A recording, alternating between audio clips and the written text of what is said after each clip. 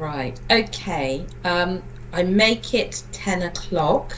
I can see a fair number of people on the gallery, so I'm going to. If no one has any objections, I think we'll get going. Is that all right with everyone?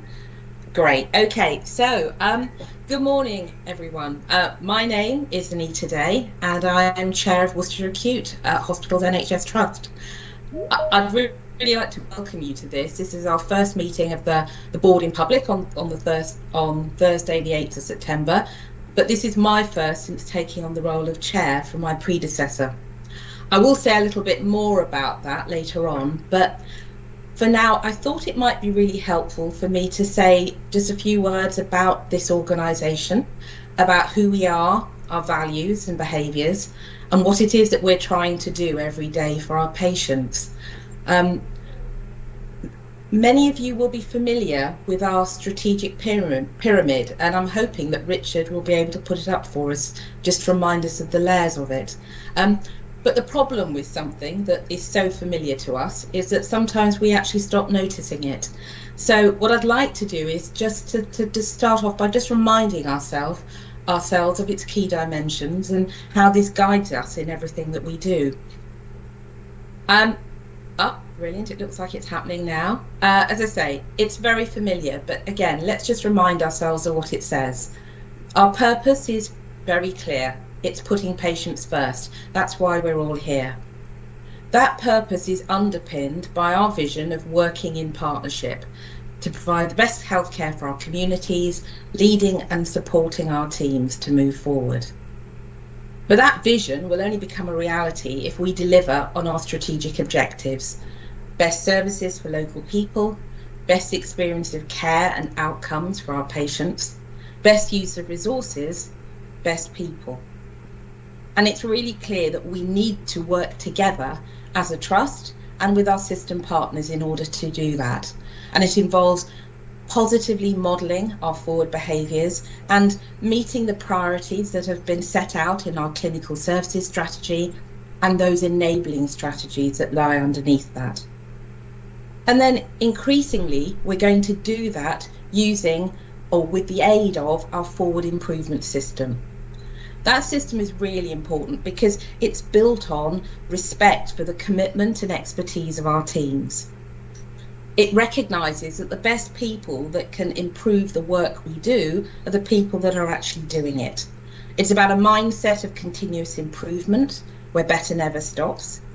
And it's about putting our patients at the heart of how our services are planned, developed, delivered, and evaluated. Putting patients first means giving them a voice, and that's why the patient story with which we start most of our board meetings is so important. Now, as some of you may know, today is Stand Up to Cancer Day. So with that in mind, I'd like to hand over to Paula to introduce our patient story. Thanks. Thank you, Chair, and good morning, everybody. So absolutely, as Anita's just said, it's about living with and beyond cancer, and obviously Stand Up to Cancer Day is on the 9th of September, and it's a day that was created to raise awareness for cancer, and it has been observed since 2008. So what we've got in the running order is we've got Lisa Robury's our lead cancer nurse, will introduce herself and the Macmillan teams for the Trust. And then we'll have a series of films from patient stories. Then Claire Arthur will then share a few words as Macmillan Lead for Hope, which stands for Help to Overcome Problems Effectively, and how the Macmillan pods work. And then Ben Furlow, as Project Manager for Living With and Beyond Cancer, will speak about the wider work and what is coming in the next, and we'll end up by opening up to discussion and questions. So without further ado, I'll introduce Lisa to open the running order. So welcome, Lisa. Thank you. Thank you, Paula. Good morning, everybody. You must excuse me because I will be looking down at some of my notes because I am renowned for going off at a bit of a tangent, and I know we're on a tight time scale, so please excuse me if you see me looking down. But I just wanted to start by thanking you all for inviting us here today to share a few of our patients' experience really and talk about the service that we offer.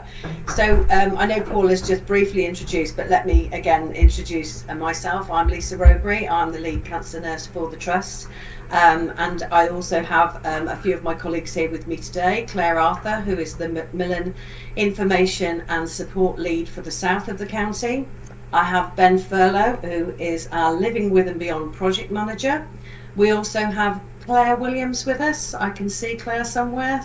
She was here a moment ago. She is our newly appointed Living With and Beyond Clinical Nurse Specialist. We also have Casey Tate, who is our Cancer Services PA, who really is probably the glue that sticks us all together.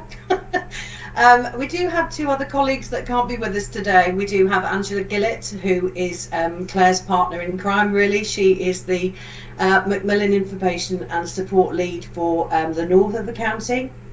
And we also have a support worker by the name of Kim Smart, who works very closely with us all, really. So, where am I now? So I just wanted to share the amazing teamwork. They work so well together with our patients, families, carers, and of course our own staff in all specialities working across the Trust, and also our community partners. Like we've mentioned in our report, not only as a cancer service, we aim to treat our patients with clinical aspects of cancer treatment. We must also consider practical, emotional and psychological aspects in tandem with that to ensure personalised care. And I think that is the key word really, is personalised care. So for example, we do complete for all of our patients a health needs assessment at the beginning of treatment, in the middle of treatment, and any time during the treatment that they should need that. We also offer the HOPE course, which, like Paula has said earlier, that Claire will expand a little bit more about that. We also have some really exciting new strategies with the Living With and Beyond Cancer team. We're hoping to host health and wellbeing days, and some new technology, which I'm sure Ben will touch on when he has his moment to speak. So we are an expanding team, really. We're really excited about what we're able to provide and what we're going to be able to provide in the near future, really. So shall I stop there and just let's hand over to our patients to share their experience, really, of some of the services that they've received on their cancer journey with us. So if you wouldn't mind, Anna, that would be great if you could share the video.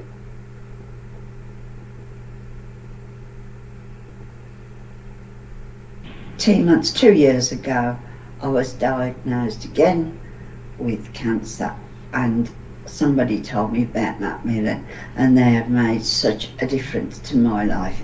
If only I'd have known in 2003, I think I would have been a lot better, but they have been absolutely marvellous. Living with cancer is not very nice because you'd feel different to other people, if you can understand. But I don't let that worry me because I'm just the same as everybody else. When you're diagnosed with it, at first you don't feel like a woman somehow. You look in the mirror and you don't feel the same.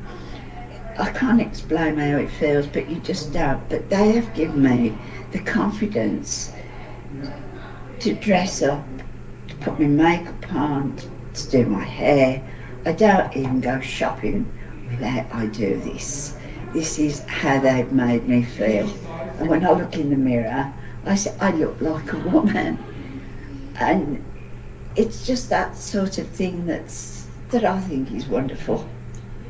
Whenever I come to a hospital, I always make sure I dress up even more because Claire, she gives me the full confidence to go for it, and I feel great when I come home.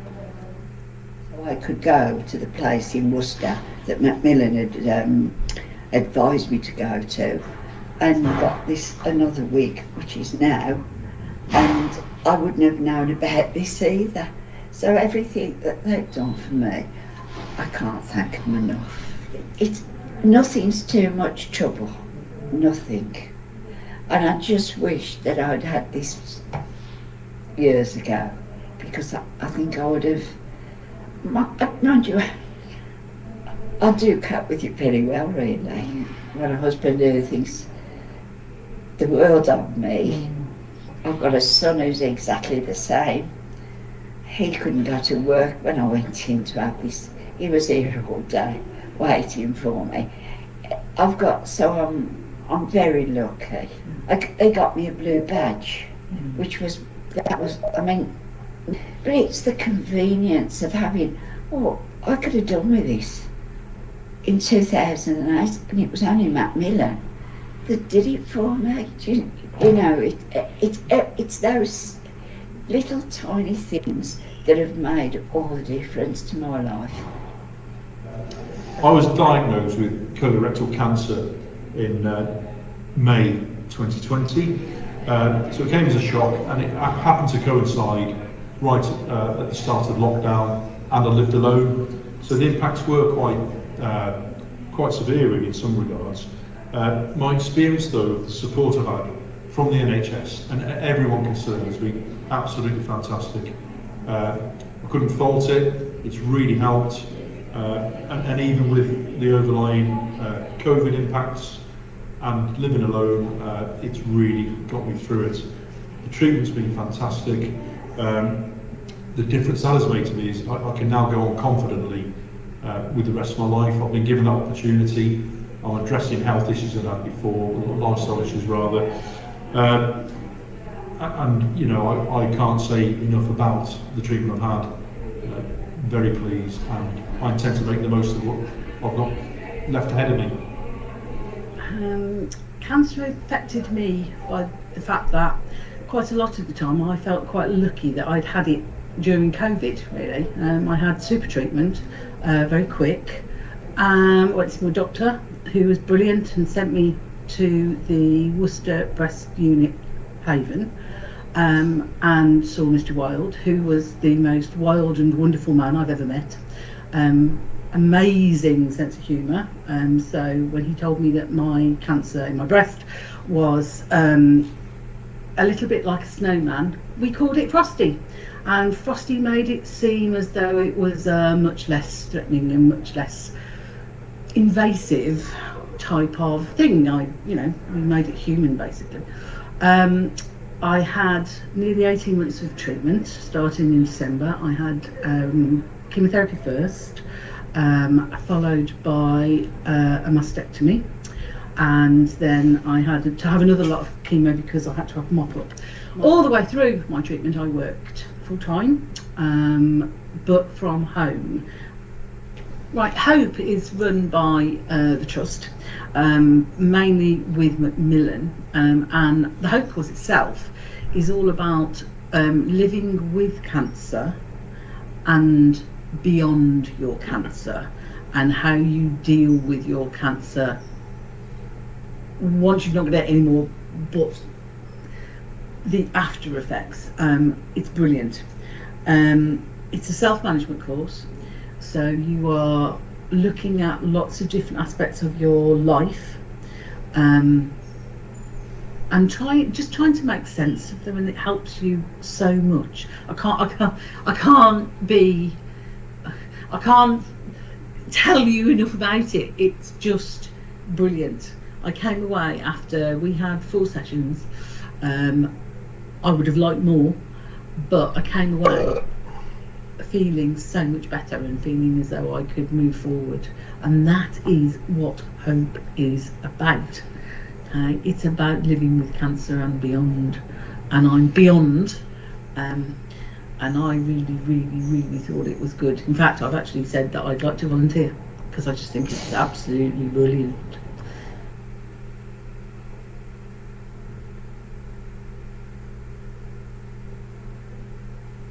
Thank you. So can I hand you over to Claire now to expand a little bit more and say a few more words? Thank you, Lisa. Good morning, everybody.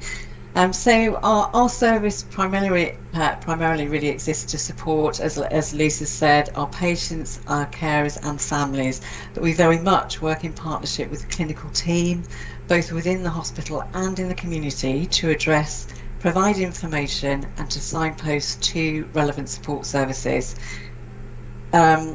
We get referrals from CNSs, dietitians, oncologists, GPs, social prescribers, and obviously have drop-ins who come to the pods in Kidderminster, the Alex and at Worcester, with who just need our support. So just to give you sort of an idea, this year in Worcester we've had 1,196 contacts in the Worcester pods and 948 contacts in the Kidderminster and Alex pods put together. So that's around 2,150 contacts from our patients, families and teams.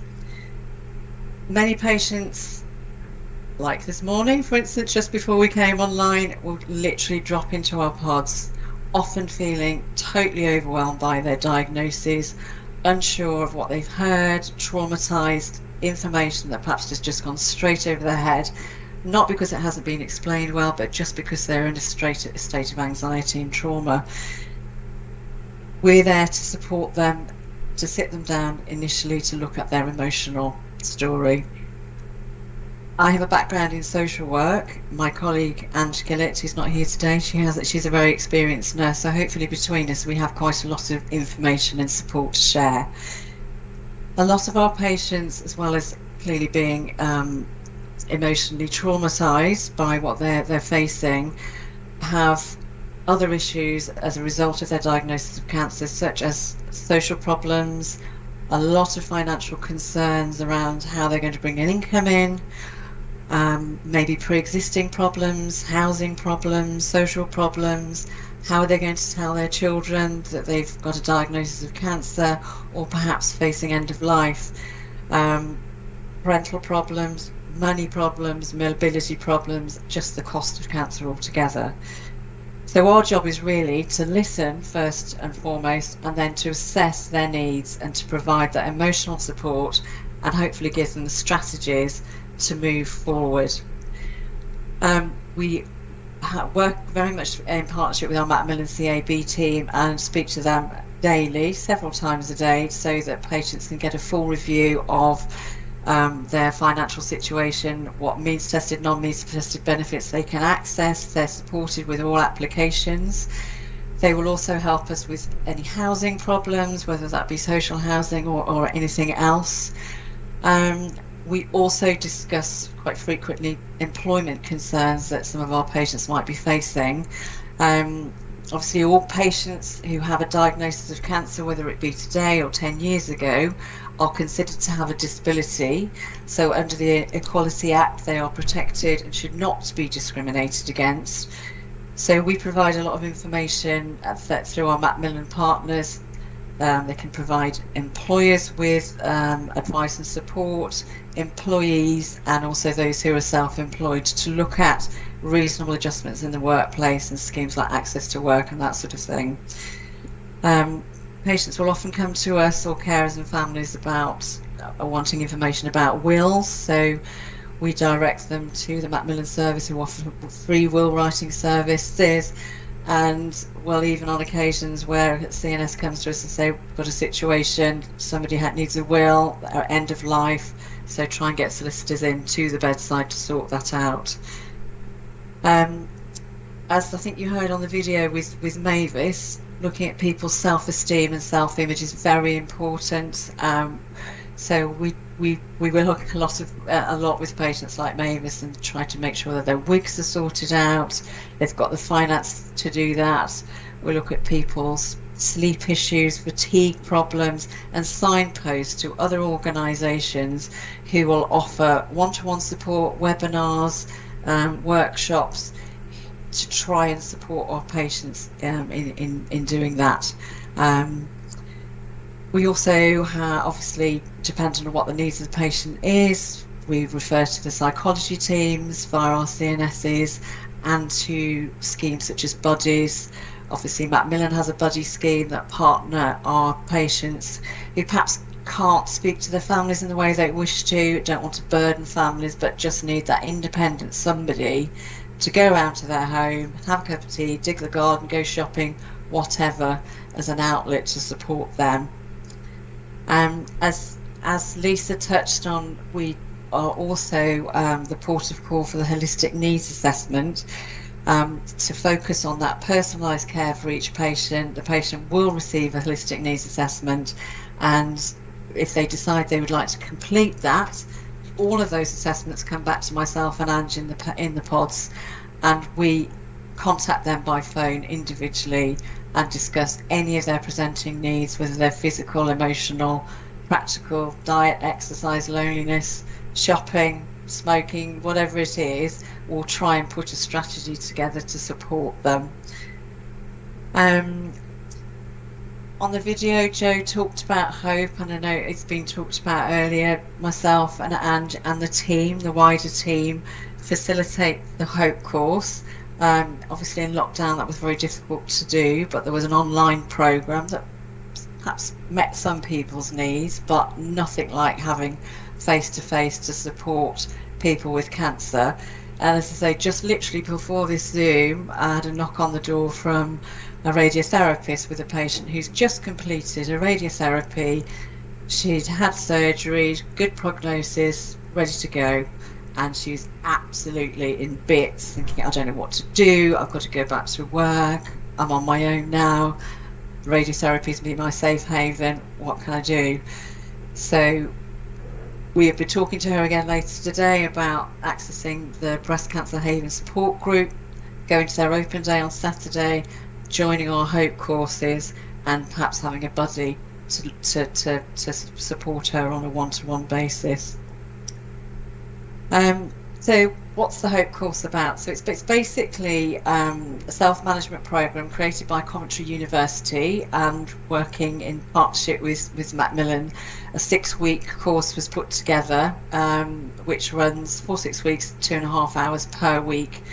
We generally have about 6 patients who would join that course, and we would look at evidence-based activities to essentially improve their health and well-being, and just really to try and support patients who have finished treatment but are just feeling wobbly and really struggling to move forward with their lives. So the programme looks at things like goal setting, solution-focused feedback, managing fatigue, sleeping better, self-image, body changes, self-esteem, intimacy, building resilience, keeping gratitude diaries, reasons to be thankful, looking at concerns for the future, and re-evaluating their life.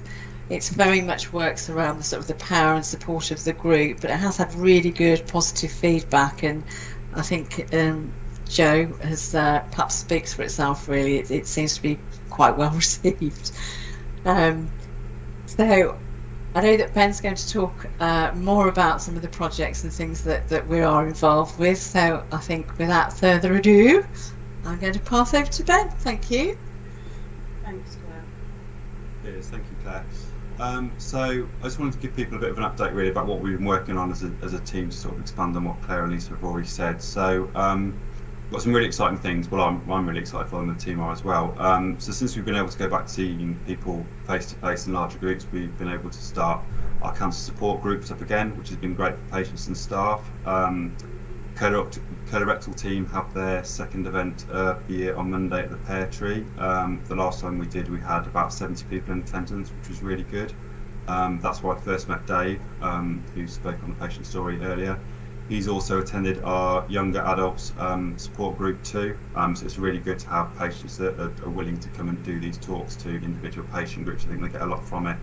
As Claire said, the breast team are having Wellbeing Day this Saturday as part of their Stand Up to Cancer programme.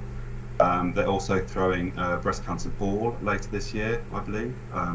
There are tables still available should you want to purchase one. So I'm currently developing a health and wellbeing event to be held at Worcester City Football Club.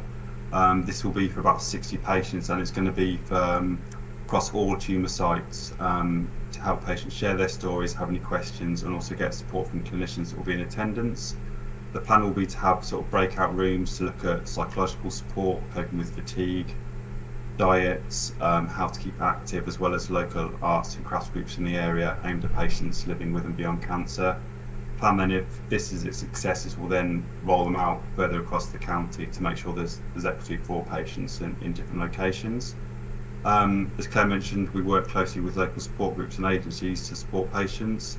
I recently did some filming with a prostate cancer walking football group, which is WOW FC. They had a game against the Coventry Sky Blues team, which have a great setup. So I'm hoping to do some further work with them to try and have some lessons learned from how they succeed so well. It's a really good group of guys there, and they're set up by a local patient and supported by Di Fox, who runs Active Always. She does a lot of work with our patients, looking at Pilates and seated exercises, and I know Claire and the team refer to her a lot, which is a great resource for our patients. Something that I'm personally really excited about is looking at a cancer services app. This is building on a model that was shared to me by a colleague at Shrewsbury and Telford. She was basically me 4 years ago. I've only been in post 5 months, so it seems pointless reinventing the wheel. So the app it's available free to patients, friends, families and carers. So it means that everyone in a patient support group can access this information. It will help with signposting and the benefit of it all being in one place, because patients currently get a lot of different booklets and they can get lost, but with the app it's all in one place. Also has the ability to send out notifications to patients about upcoming events and local support groups if they want to attend, so it's more real time. It doesn't rely on people necessarily seeing a post. If they're not coming into the hospital, then it means they get real time information. Still very much at the idea stage at the moment, and of course a lot of this does come down to funding, but I've had great support so far from the developer, the digital team here, cancer CNSs and the patients I've spoken to really love the idea. So it's a really exciting time for the Living With and Beyond Cancer team. We've got Claire, our new Macmillan CNS, who's just joined. We've had a new support worker join this week. So I think it's a really exciting time for us as a team in the hospital to see what we can do for supporting patients going forward. So I will stop there, and I'm happy to take any questions. Thank you, Ben, and thank you, Lisa and Claire as well. That was fascinating and actually wonderful. I'll be honest and say I've been with the trust for 4 years, and I did not know that was the level of support we were giving patients post treatment. I think that's wonderful story. Open it up for any questions or comments, please. Simon. Thanks, Anita. It's just really a thank you to everybody who's just spoken. As some colleagues on the board will be aware, I have 2 elderly relatives who have both received treatment for cancer through the Worcestershire Acute Hospitals Trust. It's been very challenging for them, but they have felt supported all the way. And indeed, only yesterday I was bringing one of them up to the Royal for another minor procedure. So thank you. There's nothing else I can add other than perhaps ask you, is there any more that you think we can be doing, and how can we as a board help you? How deep are your pockets, Simon? To answer that question? Yes, please, Lisa. I think we do get a lot of support from all of our colleagues, really. I think one of the main issues that we have at the moment, that only Claire and I were talking about yesterday with Macmillan, you probably noticed in the videos there was a lot of noise in the background in the pods, and I think the main, we shouldn't call it the main pod, but one of our biggest pods that we have is in the main atrium at Worcester Royal. And this has been a bit of an issue for quite some time, really, in regards to sort of privacy, especially with the some of the conversations that we need to have, really.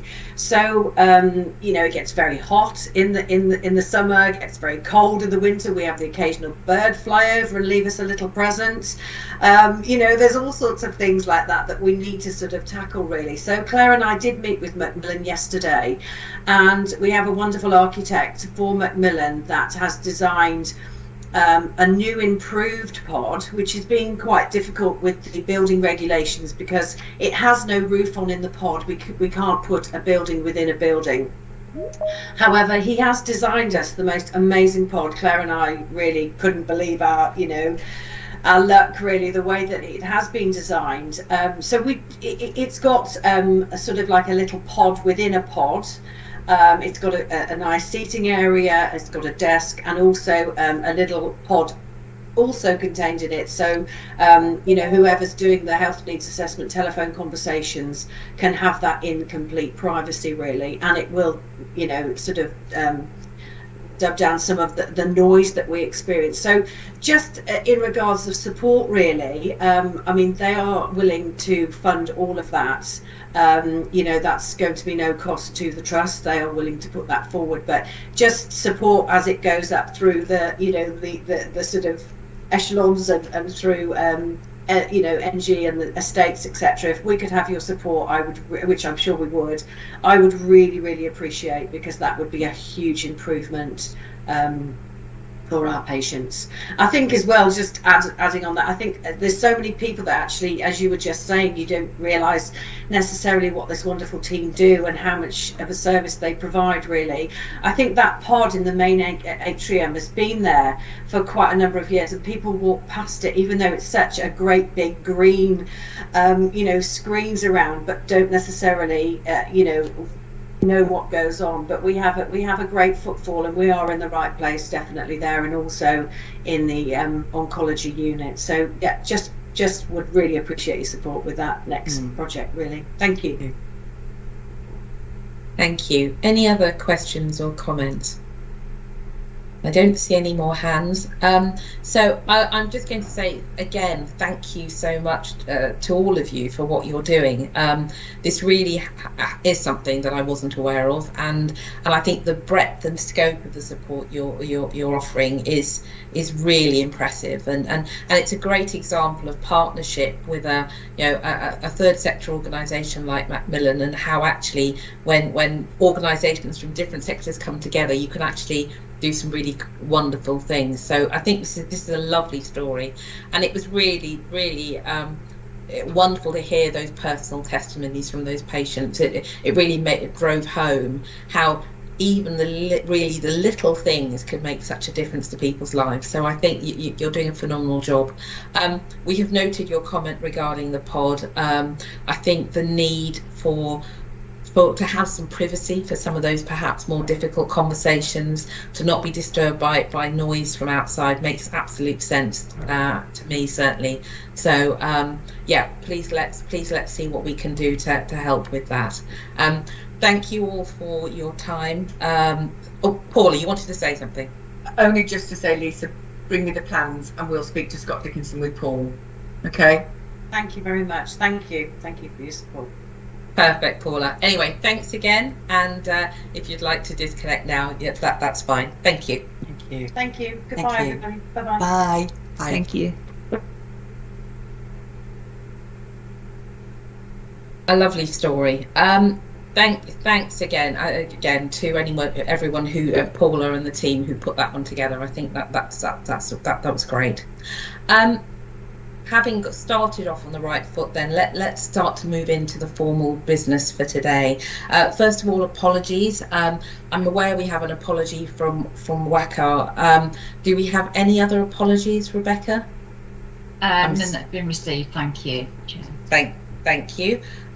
Right, items of any other business. You can see the agenda. Is there anything else that we need to add to the agenda for this morning? Again, I don't see any hands, so thank you very much. Declarations of interest. We have been notified of none, I believe. Obviously, our standard interests are on the website, but if anyone does have any conflicts of interest they'd like to declare now. I see no hands again, so that's great. Okay, so let's go on then into the minutes of the last meeting, which was on the 12th of July. Obviously, we don't have a board meeting in August. You've seen the minutes. Does anyone want to raise any points of clarification or correction on those minutes?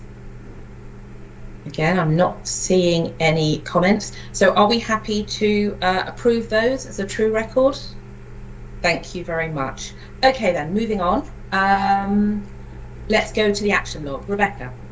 Thank you, Chair. We've had a number of updates as per the log. There's series of items which have just been slightly put back. Those were in the blue section. A majority of the actions from the last meeting have been complete and are marked in green, and we'll update following the next meeting. Thank you. Any questions on the action log there? Oh, okay. Can I just say, Thursday wasn't the 12th of July, it was the 14th. Very small nitpicky point. Thank you, Julie. Julia. We'll check that one. Simon, you want to say something? Could I just ask what progress we're making with the charter, its launch, and particularly how we're going to ensure that the outcomes that we're hoping from it will be delivered? I think we were due a bit of an update at this meeting, according to the action log. I might be wrong with that. It went through the People and Culture Committee update last month, so it's in the assurance reports. We're on track for it to be launched this month, Simon. So we've got posters and cards, etc. So that's all on track. Brilliant, thank you. And can I also, I noticed that the LGBTQ relaunch got postponed from this month. Is it on the agenda for next month, or how far is it going to be postponed? It was because Luke was on holiday today. He's happy to attend any future dates, so we can invite him next month. Okay, fine. Great. And I don't know, Matthew, the last point on the log was about the annual plan resubmission, and there's a mention about discussions with the system. I don't know if you have any updates for us on that point.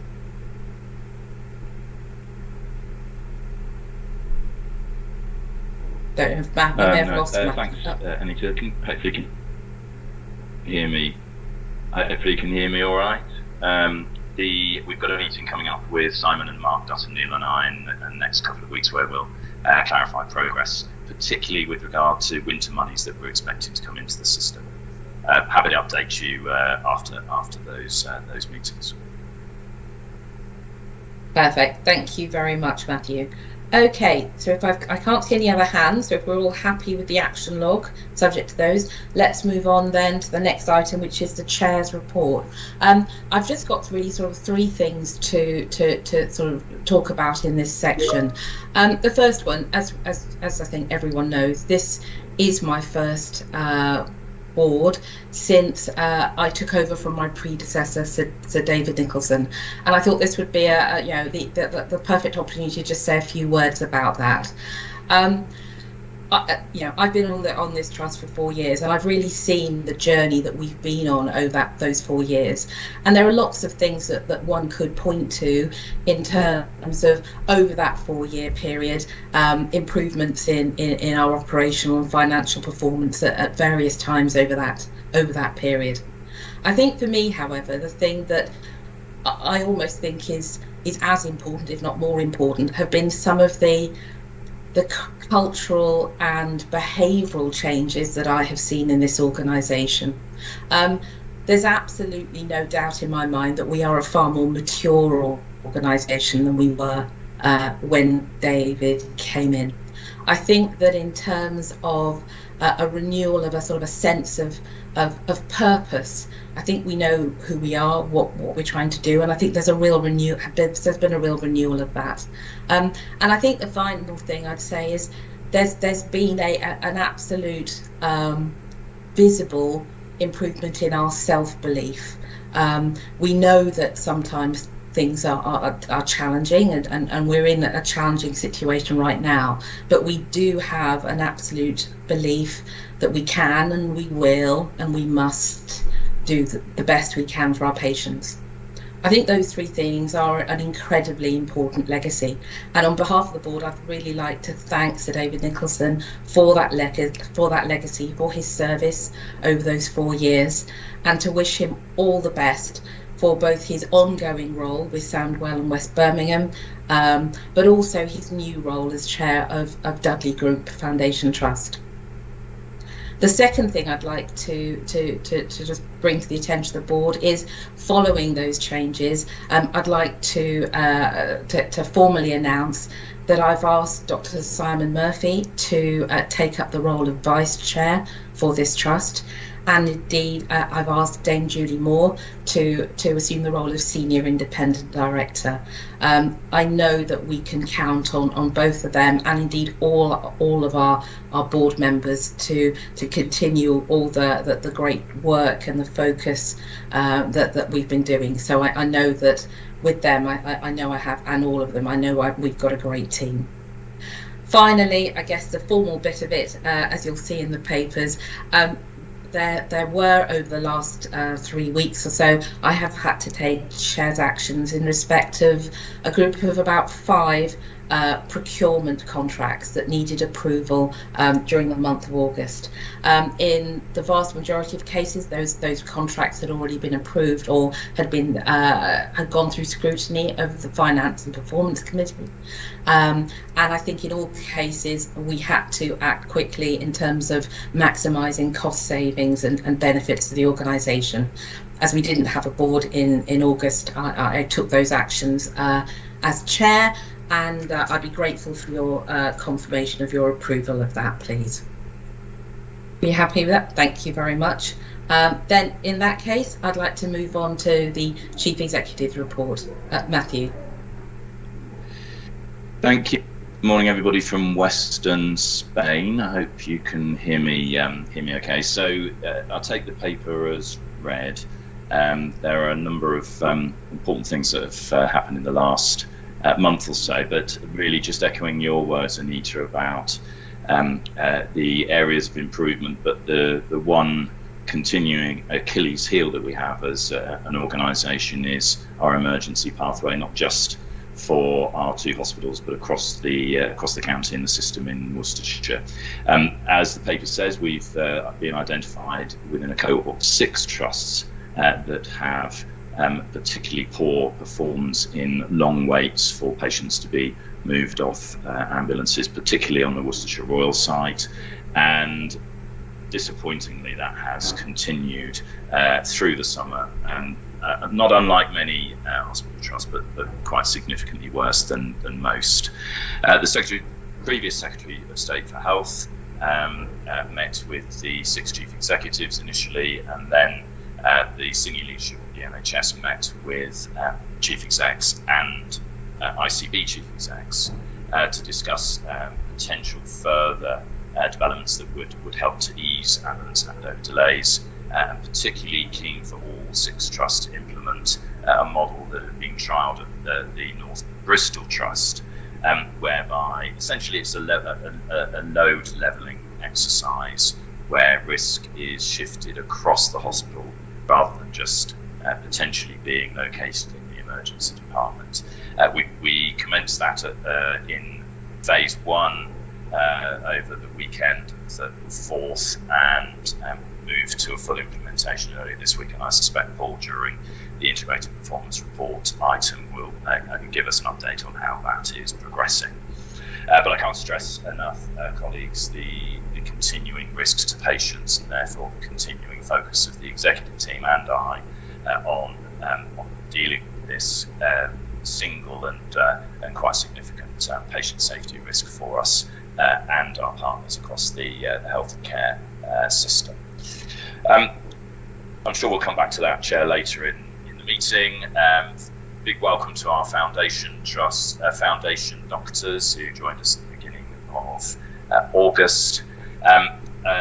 Reference again to our health and wellbeing offer, just to particularly respond to the current challenges for many of our staff in being able to afford to travel to work, let alone being able to meet energy bills and so on that will be affecting everybody across the country.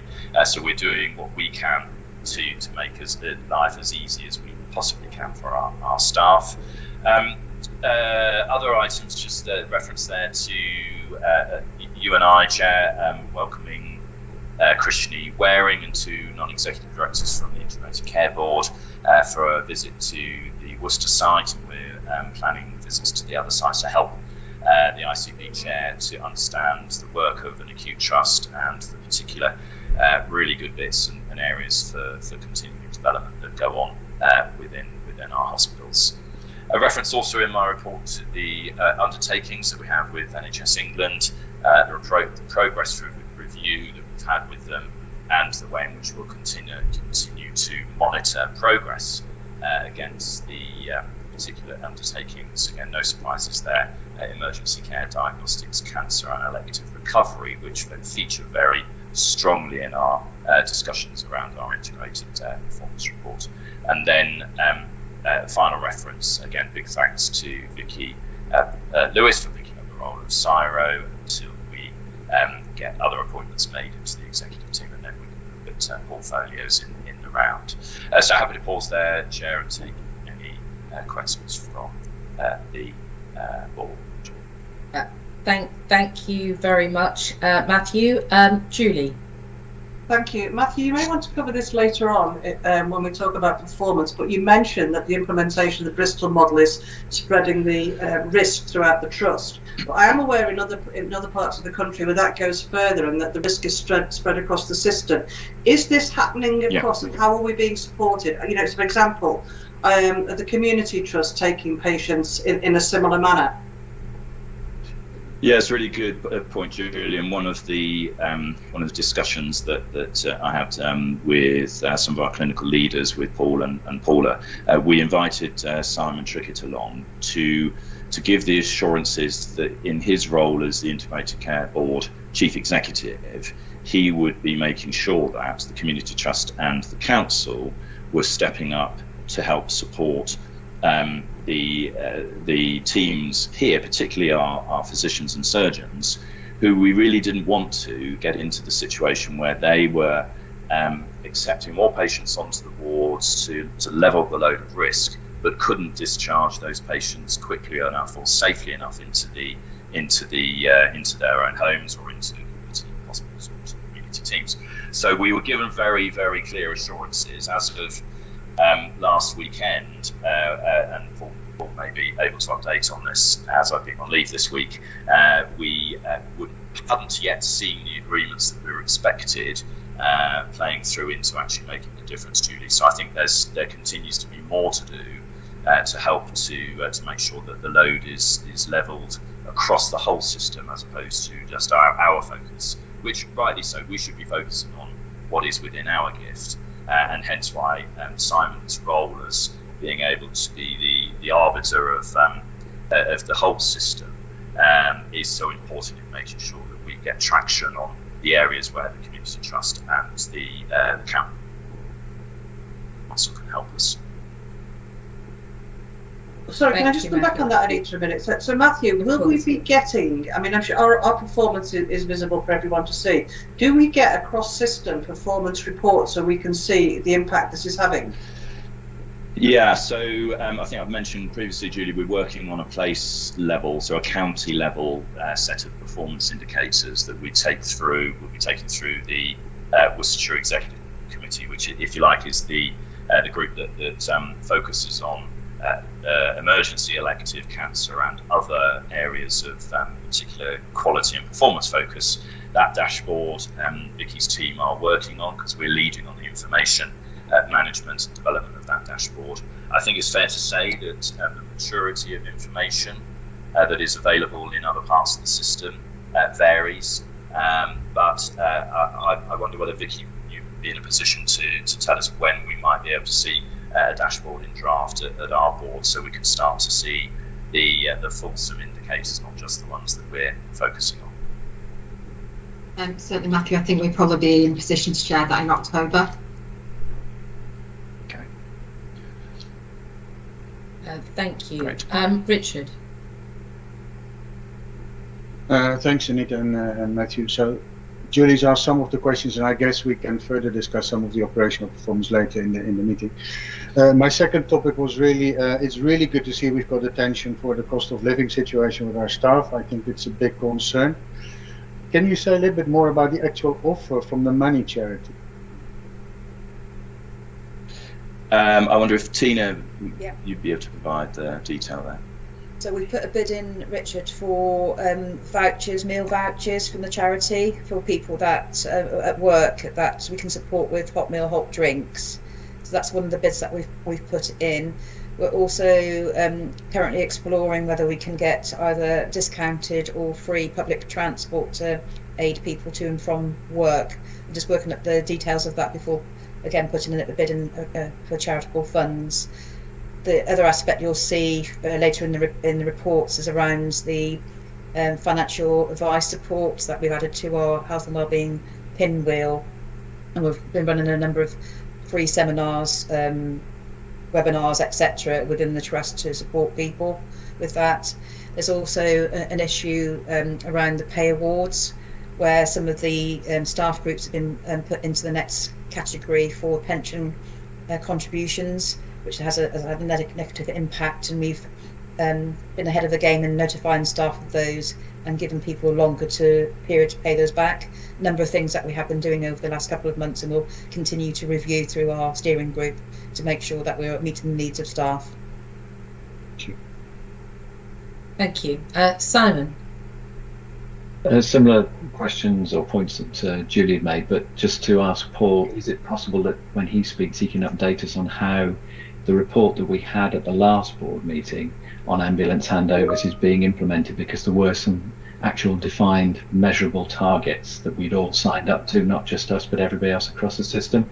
So some sort of oversight on where we are with that would be helpful, understanding that this will be an iterative process and it'll develop over time.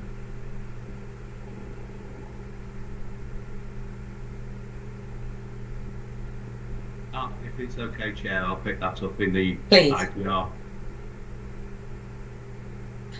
That's fine. Matthew, I don't know if you wanted to comment at this stage, or are you happy to leave that for later? Yeah, no, I think it'd be helpful if we kind of cover that when we discuss the performance in the integrated performance report. I suppose the comment I would make is that once again I've been really impressed with our clinical leadership, the responsiveness from our consultants who we're asking to go further again, and also the leadership from executive team members as well, because the continual kind of asking people to do more and do things differently is important to note that we have certain services that are very subscale in terms of their consultant workforce, care of the elderly, the respiratory team, the acute physicians. These are the doctors that are looking after the patients generally that are coming in here as emergencies. And I just want to note for the board my gratitude to all of the people involved in again going that extra mile again to try and address this patient safety challenge. Yes, thank you, Matthew. I mean, I think my comments on this, there's some very important things in this paper, and I think quite rightly we've talked about probably the two biggest, one about staff health and well-being, the other about the new model of flow management that we are trying. I absolutely echo Matthew's comments about our gratitude to our staff for recognising that we need to do things differently. We need to make some sustained change to the issues that we're facing today, and their flexibility and their willingness to adapt, I think, is absolutely to be applauded. So I'd like to for us to formally recognise and thank people for doing that. Clearly, we need, what we're looking for is sustained progress, and I'm sure we'll pick up some of that in the later discussion in the IPR. Similarly, again, on terms of the health and well-being offer, it's good to see these things here. I think my only sort of request would be, please let's keep on our radar this important area. We know that this winter is going to be incredibly difficult for our staff. We need to keep looking for ideas, things that we can do, things that ideas that we can pinch from other organisations perhaps, but anything we can do to help our staff feel not only valued and respected, which is what we want to do all the time, but actually that we recognise the difficulties that many of them will be facing in the coming months. So again, really would encourage the board and the executive team to keep a focus on that area. If there are no other comments on the report, thank you, Matthew, for that. And I'd like to move on to the quality and patient safety plan. Is that you, Christine? Yes, thank you, Chair. So I'd just like to introduce our quality and safety plan for the year. This plan aims to support our Trust's vision of putting patients first by delivering safe, effective and care that is associated with a positive experience for our patients. We have arrived at the priorities within our quality plan through patient engagement and public engagement as part of our big quality conversation, our risk assessments and information from data where it shows we need to improve quality, and from previous inspections, peer reviews and so on. We've included in the plan the measures of success by which we will judge ourselves on whether we have continued our journey of continually improving quality of care. The way that we will do this is by our single improvement methodology, aligned to more, if you like, traditional ways of monitoring and improving quality, such as audit, and improving engagement with research and development. Our quality priorities align with the priorities of the Integrated Care Board, and also align with the operational challenges that we know that we are suffering, recognising that long waits for treatment, long waits for investigation, and difficulties in getting patients flowing safely through our hospital system and out into the community contribute to a poor experience of care and risk worsening outcomes. In terms of safety, a large piece of work for the coming year is going to be implementing the new patient safety investigation framework, which is going to substantially change the way that we respond to patient safety incidents, and aligns to a recommendation that we had in the Regulation 28 report about improving the quality of our patient safety investigations. We have got an outline plan for how we're going to achieve that, but it's going to demand a considerable amount of work both from the patient safety team and from our associate directors of governance and the clinical governance leads within the divisions. We are also going to be focusing on reducing healthcare associated infections, improving nutrition and hydration for our patients, and continuing our work on prompt, safe and timely discharge. In terms of clinical effectiveness, we are going to be further improving and strengthening our processes and reporting on learning from deaths, and will maintain our SHMI in the as expected range. We will continue to participate in national audits and ensure that any areas for improvement identified as a result of those audits are fed into an action plan and tracked to make sure that we have made the necessary improvements. A very important aspect of delivering safe and effective care is staff training and education, and that is also referenced in the plan. In terms of patient experience, we are looking at improving our capture of patient experience information through real-time feedback. We will also ensure that our patients have accessible information, including for those with special needs.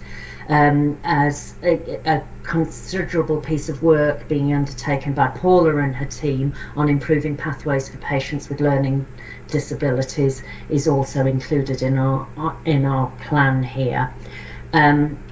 in terms of the responsiveness aspect of our services, we are increasing our use of patient-initiated follow-up, virtual appointments, either by video or telephone, which we know is met with a great deal of appreciation by patients who find it difficult to travel to the hospital and find it much more convenient to be followed up in this way.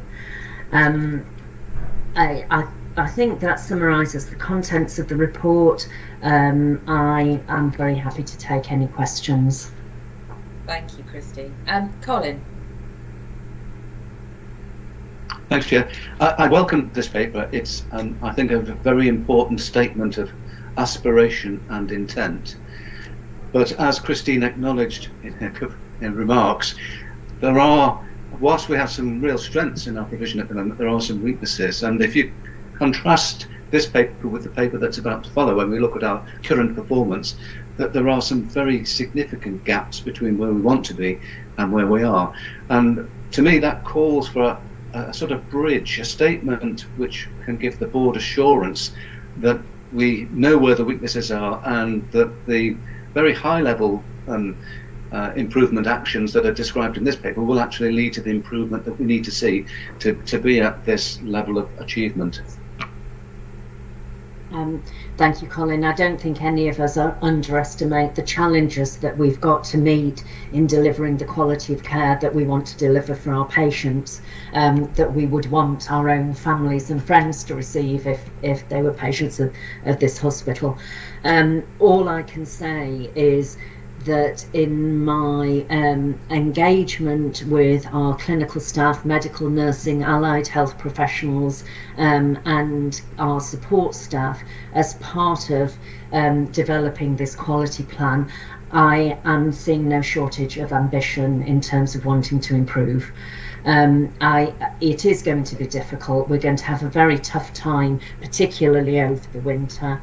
But I think with the clinical leadership we have in the organisation and the level of commitment from our staff, we will be able to demonstrate that we're continuing to deliver high quality care. Thank you. Paula. Yes, thank you. Thank you. I echo what Christine has just said, and Colin, thank you for raising that, because I think you're right, there are some gaps that we absolutely need to work on, and we are. They're already outlined there, and you can then, as you say, reference that in the integrated performance report about how we need to work on getting things better, especially around C. diff rates, and we have a lot of work to do around learning disabilities. We've just completed the framework for 21, and that 22 is coming out, so we need some work on how we communicate with some of our patients with some differing needs. So, but thank you for raising it. Richard. Thanks, Anita. So, although I completely share the concern from Colin, I also wanted to stress the fact that I think, based on what I've seen in the past 4 years, there's been real progress, and that the actual quality of the plan is really good. And I think it is really important to have this ambition despite the challenges we've got going on. Yeah, so that's the first thing. So the compliments to the team, I think it's a really good report. I've got one maybe a little bit pedantic point. I've actually tried to print the summary, which I feel is really important if we want to share this with our staff members, and I cannot read it even if I print it on A3. So it is on page 5. It'd be really good to have a readable summary. Thank you. Richard. I think we need the communications team to work some comms magic on that page. Yes, thank you, Richard. I actually had exactly the same problem as you, so yes, it would be great to get a printable version. I want to just wrap this item up. I mean, I agree with all the comments that have been made. I think that we clearly do have currently a gap in some areas between where we are today and where we absolutely intend to be, and it's absolutely critical that we, as a leadership team for this trust, continue to keep that focus to get that sustained improvement in that. And I know that's what we're doing, but we must not lose pace on that. The things that we can control ourselves, we need to make progress on those.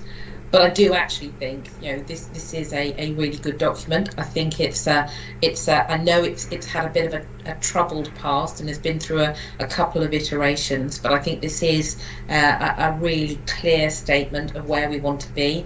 And I'm happy to ask the board for approval of that plan. Are we happy? Thank you very much. In which case, thank you, Christine. Let's move on then to that communications director that we were just talking about in terms of getting a printable version. Richard, the comms and engagement report, please. Thank you, Chair, and I'm obliged to the Chief Medical Officer for that elegant segue, because I was reflecting on the many communications opportunities offered by all the items that we've talked through so far as a board today. So without dwelling on those and taking the report as read, just a couple of comments to make, if I may, please. We start with the positive, proactive media and social media. We mentioned the robot theatre. I'm delighted to be able to share with colleagues that a member of my team is at the Alex today, getting some pictures and video of the robot, which is now actually on site and assembled at the Alexandra Hospital.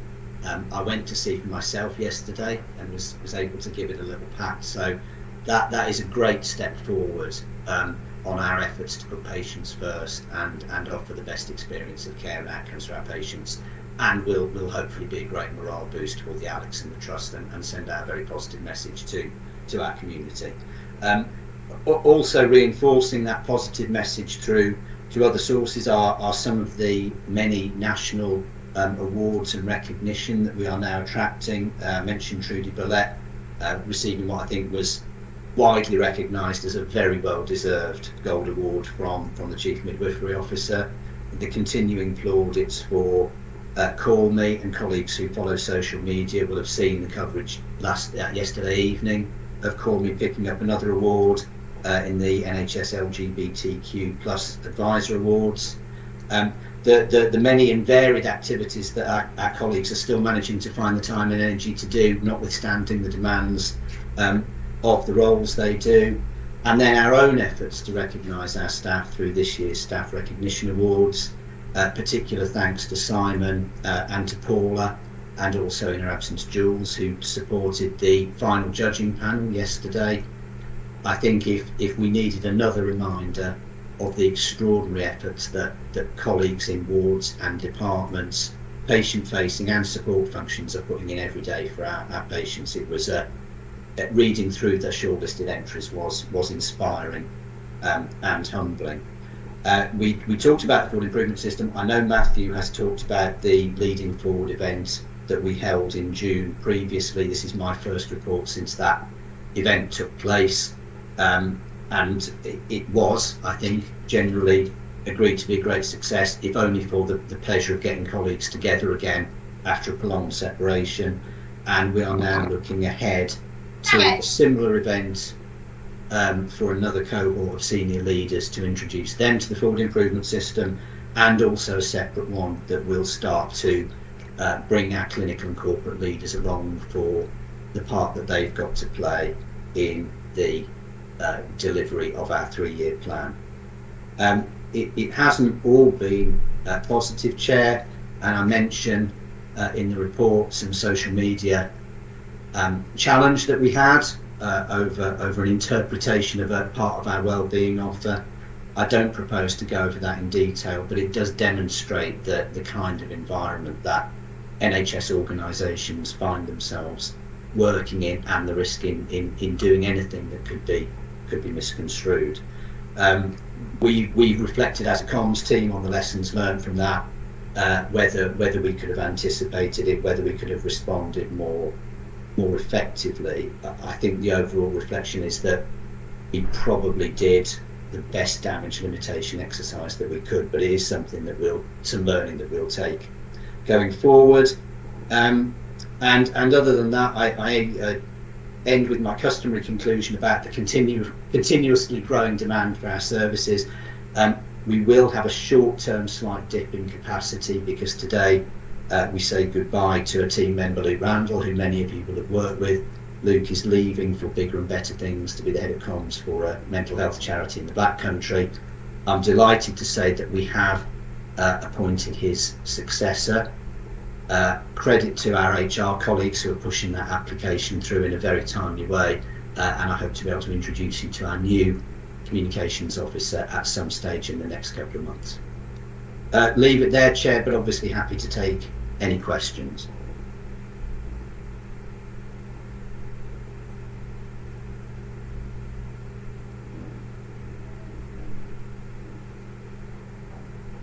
You're on mute, Anita. Thank you. I knew it was going to happen once. It was bound to, wasn't it? Sorry, Richard Oostrom. Thank you, Richard. Thank you, Richard Haynes. Richard Oostrom. Thank you, Anita, and also Richard. I think some really good work by the comms team. I don't want to downplay it, but what I really felt was most encouraging were the 1,000 nominations, because that's really a testimony to the changing culture that Anita talked about earlier. I do have one question which I'm missing in your report, which is one of our biggest challenges. What is the comms team doing in relation to recruitment? To recruitment? Yes. So we are currently at the early stages of completely reviewing all the outward-facing recruitment and retention materials in partnership with HR. Richard, we've got that as a priority for the next 6 weeks, refreshing the online content. We are trying very hard to link specific pieces of recruitment to good news. So, for instance, we're currently out to recruitment for 2 consultant urologist posts to support the robotic surgery. We have got some paid for, so targeted social media going live this week, and we will also tie it into the media activity around the robot arriving on site. So there's a general piece there and a specific. We are aware of the direct benefit of general positive coverage on retention, and you can see the converse about the number of people who move on when there is a particularly challenging period. And obviously it is very much about celebrating the wellbeing support offer, the capital developments that we've going on, the service expansions, and looking at ways of targeting recruitment advertising so that we're not just relying on people happening across things on NHS jobs, but looking at social channels either through professional groups or geographically targeted to attract people in. Again, you know, the greatest attraction for people to come here is the people who are already here and the kind of organisational culture and ethos that we're projecting. So there's very little in truth that we don't do that doesn't have at least an indirect impact on recruitment, but we are also currently engaged in some very specific pieces of work to improve the shop window, set out the offer more clearly, and reach potential employees more effectively. Thank you. Simon. Thanks, Anita, and thanks, Richard. I can confirm that our colleagues do get up to all sorts of things. You trailed one of our colleagues, Glenn Smith, who plays or is the leader of a band called Sober Eyes, and they did indeed play at the Moseley Folk Festival last Friday because I saw them there. But more importantly than that, I just wonder if we could acknowledge again our thanks to the BAME Network and Worcester Mellor for the 3 statues that are now fully unveiled and are wonderful. It's a great effort on both their parts, and I think it does a lot of good for us as a trust. As I say, anybody who hasn't seen the statues, I'd urge them to go and have a look because they are absolutely fabulous. Thank you, Simon, and completely agree. I think that the memorials at all 3 sites are wonderful, and in fact, if you haven't seen the YouTube videos of the dancing and the presentations and things that are out there on YouTube, again, it might be worth a look, but they were lovely. Richard, thank you for that report. I think there are lots of positives, and with and one has to appreciate the context in which those positives are happening, because it can be difficult sometimes to sort of keep a sort of to keep remembering and making sure we celebrate the good when we're surrounded by a lot of news about the less good. So thank you for that, and we accept that for assurance. Thank you. Right, now moving on to our next item, the integrated performance report. Obviously a large document, a lot that we can talk about. I'll hand over to Vicky. Thank you. Thank you very much, Anita. Hi, colleagues. I think you took the words out of my mouth, actually. I think this is a really large document. It covers months 3 and months 4. It's got an overall assurance level of 4, and it went through our TME in July. The executive summary relates to the July period. It's very much focused around that particular month, but it does include all of the benchmarking information as well that covers the 2 months of June and July. We've identified a number of areas of focus in that executive summary, and the detail is in the body of the report, and these relate to operational performance, quality and safety, finance, and also workforce, and there are specific challenges across all of those areas. My proposal, Anita, is not to dive into each of those bits, but to leave that to executive colleagues to take us through, and also then for other colleagues to be able to ask questions.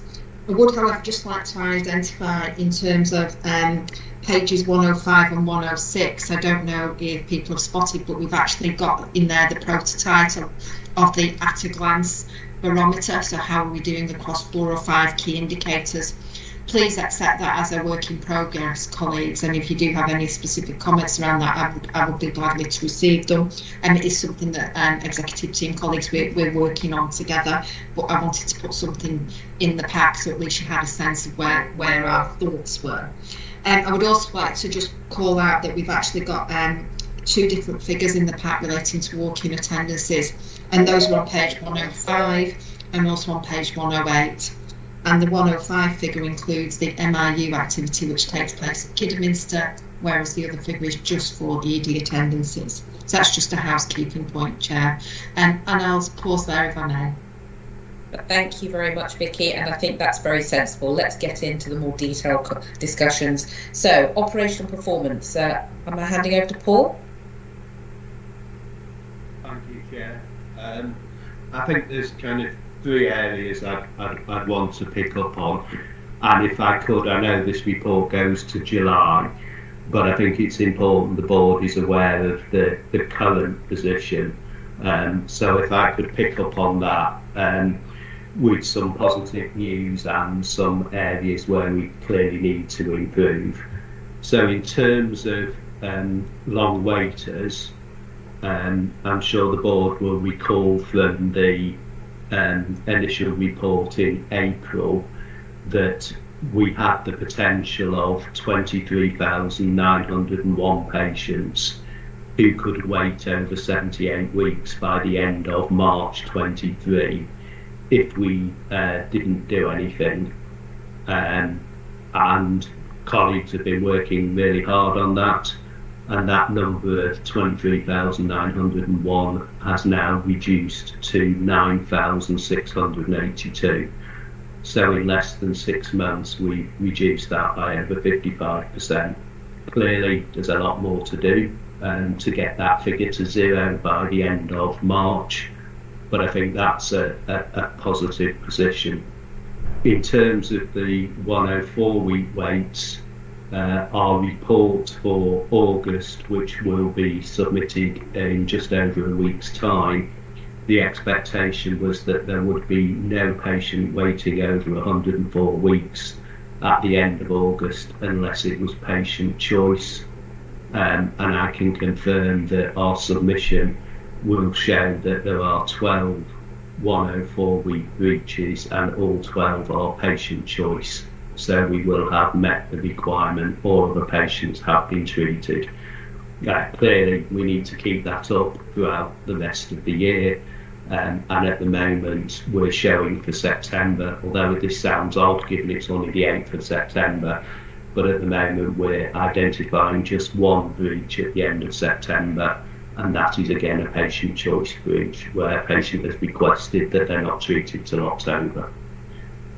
On the less positive side, our cancer, the 62-day and 104 continues to grow with the number of patients waiting, and you can see that in the report that Vicky's introduced. We have taken a number of actions. The three key areas are colorectal, skin and urology, particularly prostate.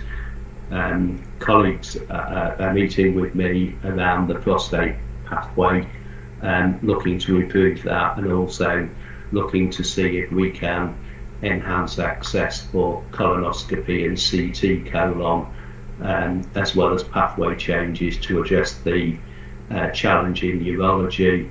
Skin, we have brought in an external provider which is fully funded, has no impact on our bottom line, and that started at the beginning of middle of August, and we're seeing 92 patients a weekend in clinics going through that to address the skin. Colorectal is a challenge, but due to the significant increase in referrals, and also with recent unfortunate announcements by high-profile people in the media, we are expecting to see more referrals, particularly around bowel and prostate, given what's happened recently in the media, and we're already seeing that come through. So we're looking to address those issues with strong support from our ICS colleagues, and we've also been able to put in a bid to extend the mobile MRI scanner at the Kidderminster site to enable us to process through the pathway, is one of the biggest challenges we have in both the urology pathway and the colorectal pathway is diagnostics. So we're nowhere near, to be clear, where we want to be on 62-day and 104, but we do have clear plans to address that. Then if I can come to ambulance handovers. So we had a meeting, Matthew let me have the pleasure of his meeting last night, which was interesting, with national and regional colleagues. They acknowledged that we have seen an improvement in our performance on ambulance handover delays, but are clear that we need to do more to improve the situation. We, as referred to earlier, we led by Christine, Paula and myself, with, as Matthew has said, with incredible support from our divisional and clinical director teams and senior nurses. We have implemented, if you like, our version of the North Bristol pathway. We trialled it on Saturday and Sunday, and then implemented it full from early Monday morning. So clearly we're only into day 3 and a bit. It is having an impact, and it is demonstrating that we are clearing ambulances during the day, but we're hitting a problem around about 4 to 5 o'clock. So what we're actually doing is from 8 o'clock in the morning till 8 o'clock at night, we are moving patients from the acute medical unit and the surgical clinical decision unit onto the wards, irrespective of whether beds are available at that time, to release capacity in those 2 assessment units. And equally, over a 24-hour basis, we're moving patients out of ED into the AMU and the surgical clinical decision unit. What that actually means in essence is that, and this is on the Worcester site only at the moment, what that means in essence is that we're moving over a 24-hour period 36 patients out of ED into those 2 assessment units, and over the 12-hour period, 8 a.m. to 8 p.m, moving 36 patients out of the 2 assessment units onto the wards. The logic behind that Christine, Paula and myself, along with particularly Steve and Jasper and Dave Raven and Sue Smith, Claire Bush and Alison Robinson, has been around. If we can move 36 patients in that 12-hour period, it would give us capacity going into the night on the assessment units to continue to allow the movement of patients from ED to the assessment units. We have found on a couple of occasions over the last 3 days of full implementation, as I said, we're hitting a block at that somewhere between 4 and 6 o'clock, because we've moved all the patients from the assessment units to the wards, but we haven't had sufficient discharges. I would say that our simple discharges, so not the complex pathway ones, are improving, and over the last few days, whilst we had a difficult day on Monday and Tuesday, yesterday we achieved our target for simple discharges. Our target for Wednesday is 80, and we achieved 82 yesterday. That's across both sites. So that's positive. I think the issue that we have is, on average, on the Worcester site, we're seeing round about 70 admissions a day. That's G&A emergency admissions. And our movement with the model that we're using at the moment is shifting 36 patients out of the ED.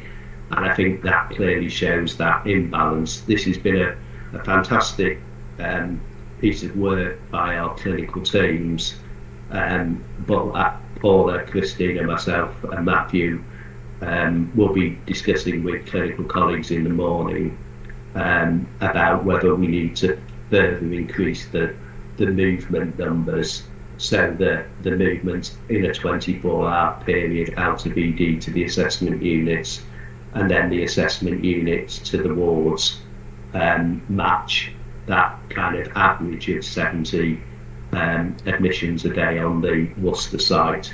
And just to give you some context, whilst our simple discharges achieved the target yesterday and the teams worked incredibly hard, the actual number of admissions yesterday was 100 on the Worcester site, which is 30% higher than the average. So that's what we're doing. We have done a full risk assessment, and Paula has been in contact with colleagues at North Bristol to get an assessment of how they worked. They started their model on the 17th of July, so they've had 2 months of experience, whilst we've had 3 days. I'm sure Paula would add to it, but I think the message we got, or Paula got from colleagues at Bristol, is planned to have a kind of trajectory of achievement. Don't try and achieve 100% in 2 days. And also, once you take forward this model, you can't stop, and even on good days you have to continue or you risk going backwards. So that's what we're doing. As I say, we're looking to enhance it. In relation to the point that was raised earlier with Matthew that we said we would address now, we did equally have in that roundtable meeting with colleagues, we did expect that we would see a similar 1 to 2 patients per hour moving out of our acute beds to pathway discharges between 8 AM and 8 PM. And sadly, at the moment, that is not materialising. But we're hoping, in working with colleagues, that we will be able to achieve that, because we need the constant flow from ED to the assessment to the wards, and then the wards to discharge, whether it be pathway or just straight home. But we have seen an improvement. The week before last, our ambulance handovers were just over 800, and last week they were just over 600. So around about a kind of 25% improvement. But clearly we need to get that number down to 0. Paula may want to come in, but the clear message was don't try and get to 0 in a couple of days. You've got to build on it. Thank you, Paul. Yes, Simon. Thanks, Paul, and thanks, Chair. So, as I say, going back to that document we looked at in July, there's still some progress to be made with system partners about them delivering on what they'd signed up to do. I just wonder if there's any trajectory of when that might be delivered. I know there are some challenging targets in that document for us as well, and I'm aware that one or two of those we need to make more progress on as well. So some idea from you, Paul, if it's possible, on when you think the document that everybody's signed will actually start to be implemented in full would be helpful. On the extra capacity we've had built into our own response system, such as the PDU, is it possible to give an overview on how that's having an impact? Because obviously we were hoping that that in itself would be a major contribution towards reducing the number of ambulances that we see sitting outside, particularly Worcester. And then just finally, thanks for the extra information on skin. I was going to ask a question about that. That's helpful to know, and it would be also helpful to understand sort of the trajectory now that we set on when we're actually going to start hitting the targets that we need to on skin. Thank you.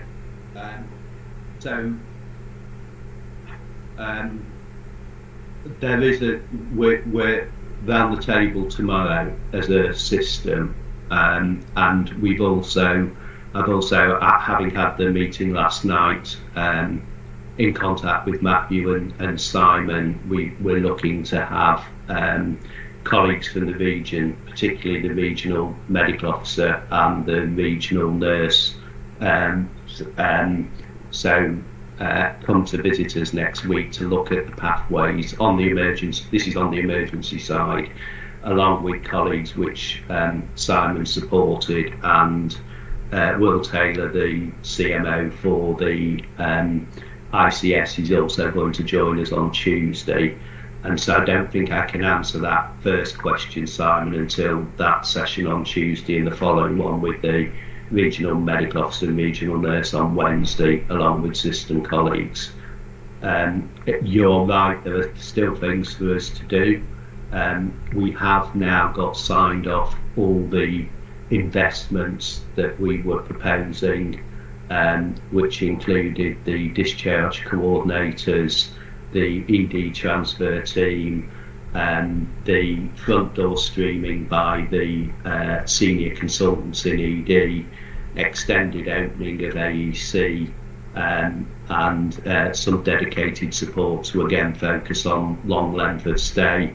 That comes into a total investment of about 1.9 million, and we've been allocated 2.2 million. So we're now implementing those elements of our plan. The front door streaming is due to start on the 1st of October.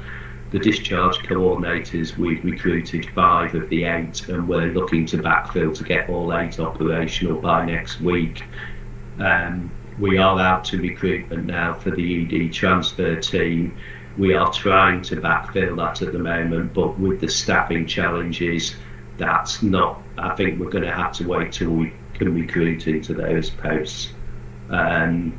So we're delivering the majority of the aspects of the plan that were down to us, and the last one to come on board is in October, the consultant streaming, but that's being done by our consultant colleagues as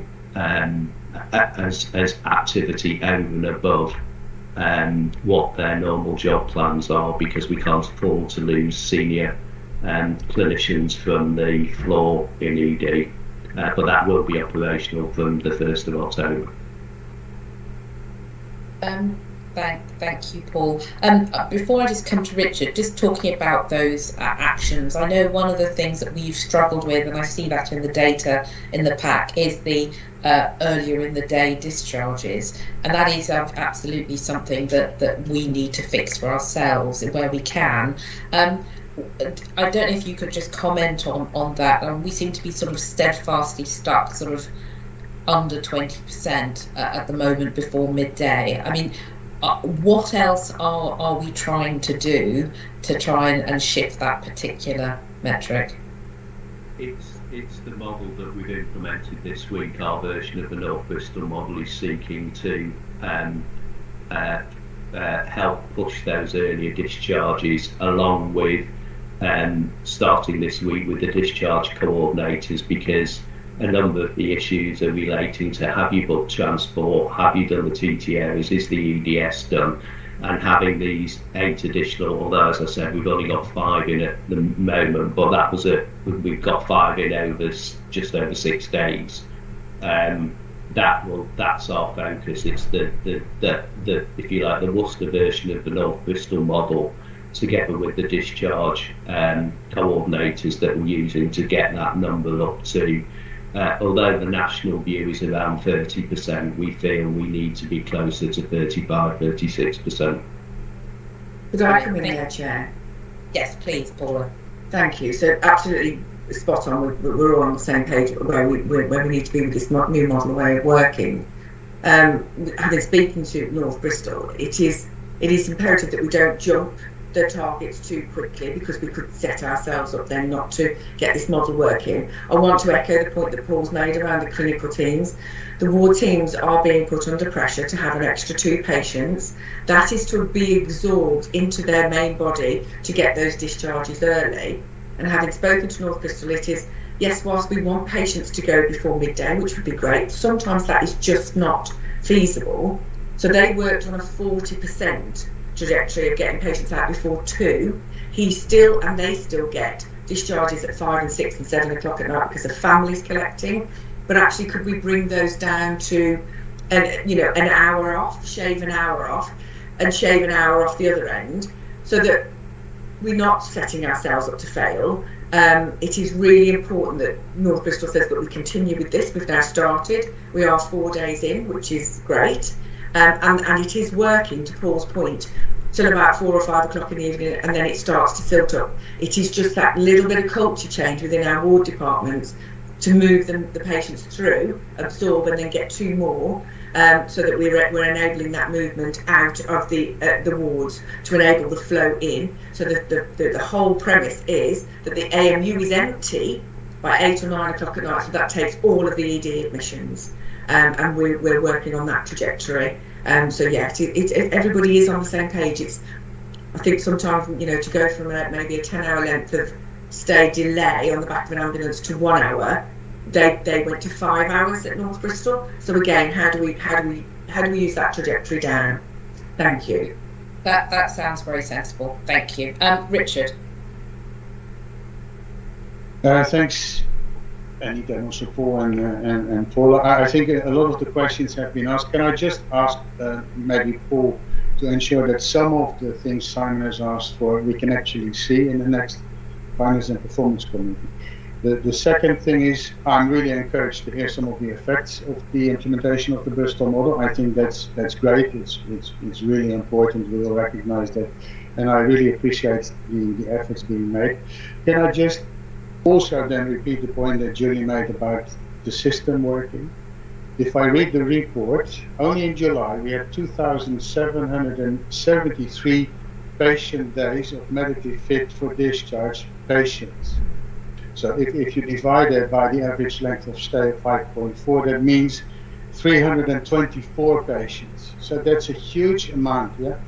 In the end, the model only works if we succeed in the discharges. So just wanted to stress that point. I think it is really, really important when we play our part that the system partners play their part as well.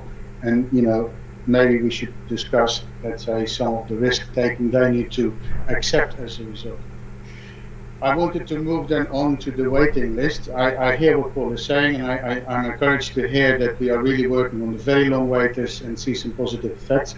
clearly the overall waiting list in many areas is still increasing. I think that's partially due to the fact that we don't meet our activity targets, and I was wondering if Paul could say something about that. What are we doing about it, and how can we really get to the point that we meet our planned targets there, so that we can start working on those waiting lists too, because I'm still quite concerned about the risk that sits in those waiting lists. Thanks, Richard. Paul? Yeah, sure. In terms of the position on the waiting list, the focus has moved in the clear message is no, unless it's patient choice, no one is to wait more than 2 years, and by the end of March, no one over 78 weeks. So that the focus is now not so much on the activity levels, the 104%. It's more focused on what are the areas that are preventing you from seeing those patients and addressing that.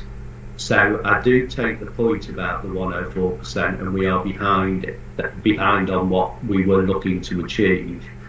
I would say, though, linked to that, we haven't released any of the 3.3 million investment yet, which we will be doing over the next few weeks, as Neil and myself just work through to make sure that they're going to deliver the benefits that we're saying.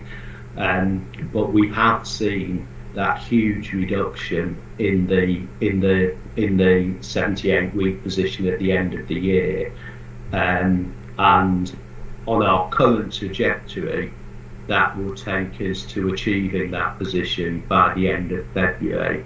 Now, I can't say that. The big issue we've got is of those 9,600 patients who would reach 78 weeks at the end of the year, just under 5,500 of those patients are waiting for a new outpatient appointment. Now, some of those will be seen and discharged, but inevitably a proportion of those will need diagnostic and potentially procedure. So our main focus at the moment is trying to see all of those 5,500 patients waiting for a new outpatient appointment, and that is linked to some of the investments that we will be releasing over the next fortnight. But the big challenge, to be honest, is around workforce, and that's both specialist nursing, diagnostic and medical. But that there is this slight movement that the NHS is really, at a national level, is really, we just want you to eliminate the long waiters, and that's what your focus should be, and with a particular emphasis on cancer.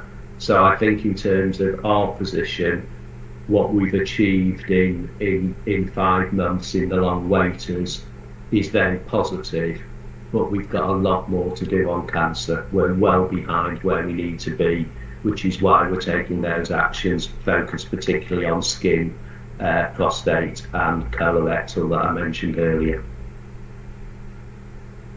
Can I just add something on volume versus long waiters? So a lot of the patients who wait for a long time are by their nature quite complex. There are the patients who require 2 different teams to be involved in operating on them, or they are patients who've got complex redo or revision type surgery. So the volumes that you do if you're doing long waiters is necessarily lower than if you do a lot of lumps, bumps, hernias, minor skin procedures, minor eye procedures and so on, where you can fit 10 or 12 patients on a list. So you do end up doing lower volumes if you're focusing on longer waiting patients. So my concern was mainly about the people that we hadn't seen. Yeah, Paul made some remarks about it. Yeah. Okay. Thank you. I am conscious that of the time, and we obviously this is an important conversation, so I want us to carry on. But just to kind of remind, we also have to look at quality and safety, and we also have to look at people and culture, where I think there are some concerning things going on as well. So please, if we can get through the next couple of questions, and just make sure that we've covered all the areas we can as quickly as we can. Colin, over to you. Thanks, Chair. I can be brief. Simon asked the question I was going to ask relating to skin, but could I add a further question around the processes that I'm sure we do undertake to ensure we minimise the potential risk of harm to patients by these long periods of wait? Do you mean on the back of the ambulances, or do you mean with me transferring into the wards? With regard to the skin... oh, sorry, that's not okay. We're only seeing 1.5% within 2 weeks. That's a lot of other people that must be waiting longer than they ought to do. Who wants to pick that one up? Colin, many of the skin cancer 2-week wait referrals are not skin cancer. They're patients with benign lesions who've been referred on a 2-week wait cancer pathway. But nonetheless, they do, if we're going to meet the 28-day faster diagnosis standard, then those patients need to be seen and reassured that they don't have cancer in a timely manner. But our conversion rate for skin cancer referrals is very low. And just to add to that, if I can, Chair, we have seen a significant increase in the 2-week wait referrals, particularly in skin and colorectal. And we've seen no increase in the absolute numbers of patients diagnosed with cancer.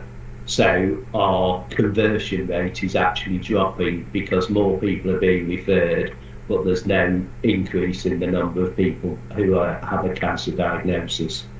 And that's something we need to work with our partners on in the ICS, because clearly there is quite a push at national level for early referral from primary care, and that's leading us to being referred far more patients. In some months our colorectal referral rate is up 200% compared to normal rates, with no increase in detected cancer.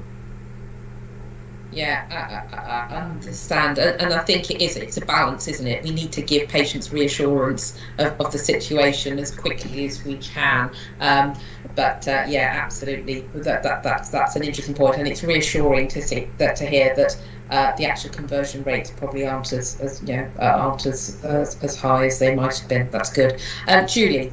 That was my question, but the question is, does it need to be? And I'm pleased to hear there's work going on in the system, because in other parts of the country they've set up diagnostic hubs before they get near. So if the conversion rate is going down, then actually and referrals have gone up, there must be a way that some of these patients can be screened out before they get to the hospital and prove that. So that's good to hear what Paul's just said about the work going on. The second point was about the acute referrals. If they've gone up so much and we're seeing record numbers turning up, has there been any work done in the system by public health or anybody else about why? Is there an increase in ill health? Is it a post-COVID thing?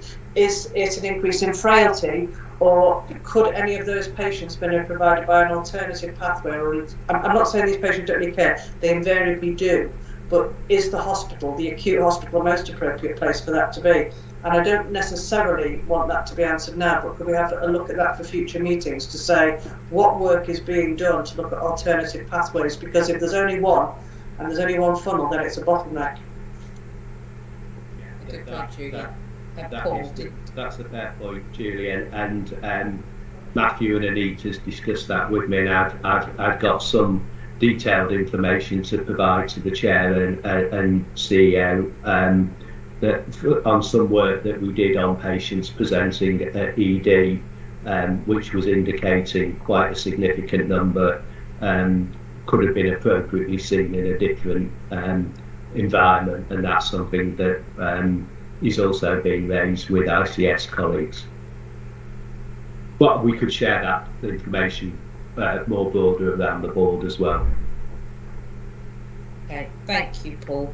If there's no other questions on that section, we've got quality and safety. Paula, is that you that's taking that one? Just to, I think just the highlights. What are the things that are most important for us to be aware of? No, that's fine. Thank you, Chair. I'll pick up infection prevention and control. Obviously, you can see from the report that our 3 other infection rates are on trajectory or below. Unfortunately, C. diff isn't.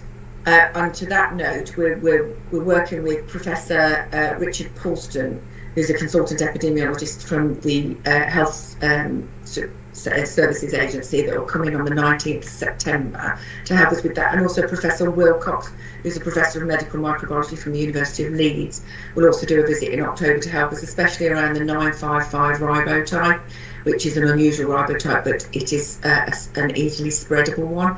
And obviously we're working internally with not only antimicrobial stewardship, but also cleanliness of the environment and obviously infection prevention control processes of all our staff. But we are ahead of trajectory, so we need to still do more. This is why we've asked 2 experts to come in and help us. But I'll stop there if there's any questions. Any questions on that? I have just one for you, Paula. I noticed a thing about with our sepsis and our antibiotics within an hour appears to be continuing to fall. Do we understand what that's about, and have we already put some actions in place to try and deal with that? I don't know if that's for Paula or Christine, sorry. Yeah, no, I will defer to Christine in a minute, but we're a bit of between a rock and a hard plate here. So with sepsis, you want to give the antibiotics within an hour, and yet sometimes our sepsis and our antimicrobial prescribing is an issue for C. diff. So if you prescribe the antibiotic, you could cause C. diff. So again, it's whether we can see a correlation between that. But yes, I'll defer to Christine over the sepsis within the 1 hour. Yes, so this is more related to general pressures and crowding in the emergency department than anything else. We have actually also changed the way that we are recording delivery of the Sepsis 6 care bundle, which has had the advantage that it has improved the figure for our compliance with Sepsis 6, but has we're better capturing the exact time now of delivering the antibiotics than we were previously. So it is something that we're keeping under review with our lead for antimicrobial stewardship, both our clinical lead and our pharmacy lead, and we will continue to monitor that and put actions in place in the particular areas of the hospital where it's an issue. Okay, thank you. If there are no other questions on that, can we move to people and culture, please? Thank you, Chair. I just wanted to highlight, obviously detailed in the IPR, is that we're 125 whole-time equivalents down at month 4, end of July, against our workforce plan. There are 3 drivers to that. So the recruitment, so we're under where we should be on our recruitment into posts. We're taking longer than we need to get staff in post, so our recruitment processes, and then we've seen an increase in our turnover just to under 14%, which is the highest rate it's been for over 5 years.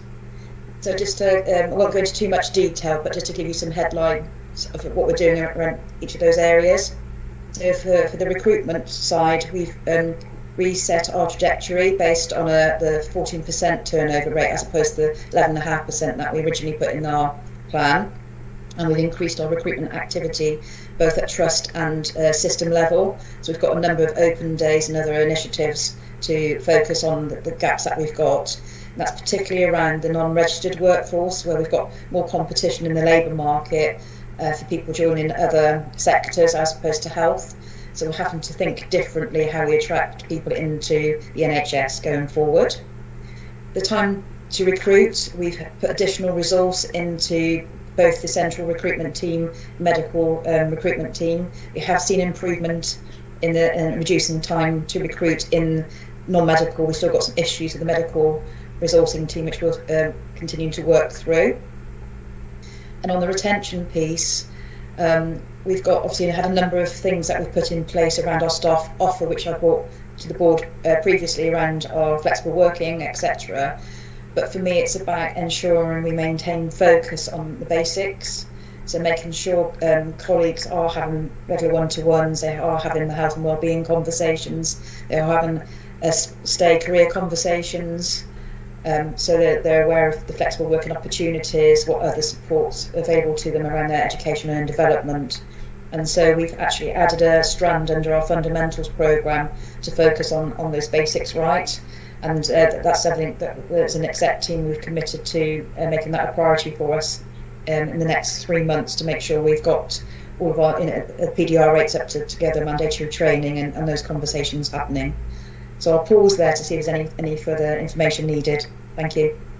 Thank you, Tina. I don't see any hands raised, but thank you. I think you answered exactly the questions I think certainly I had in my mind. And I know that People and Culture Committee will be working with you.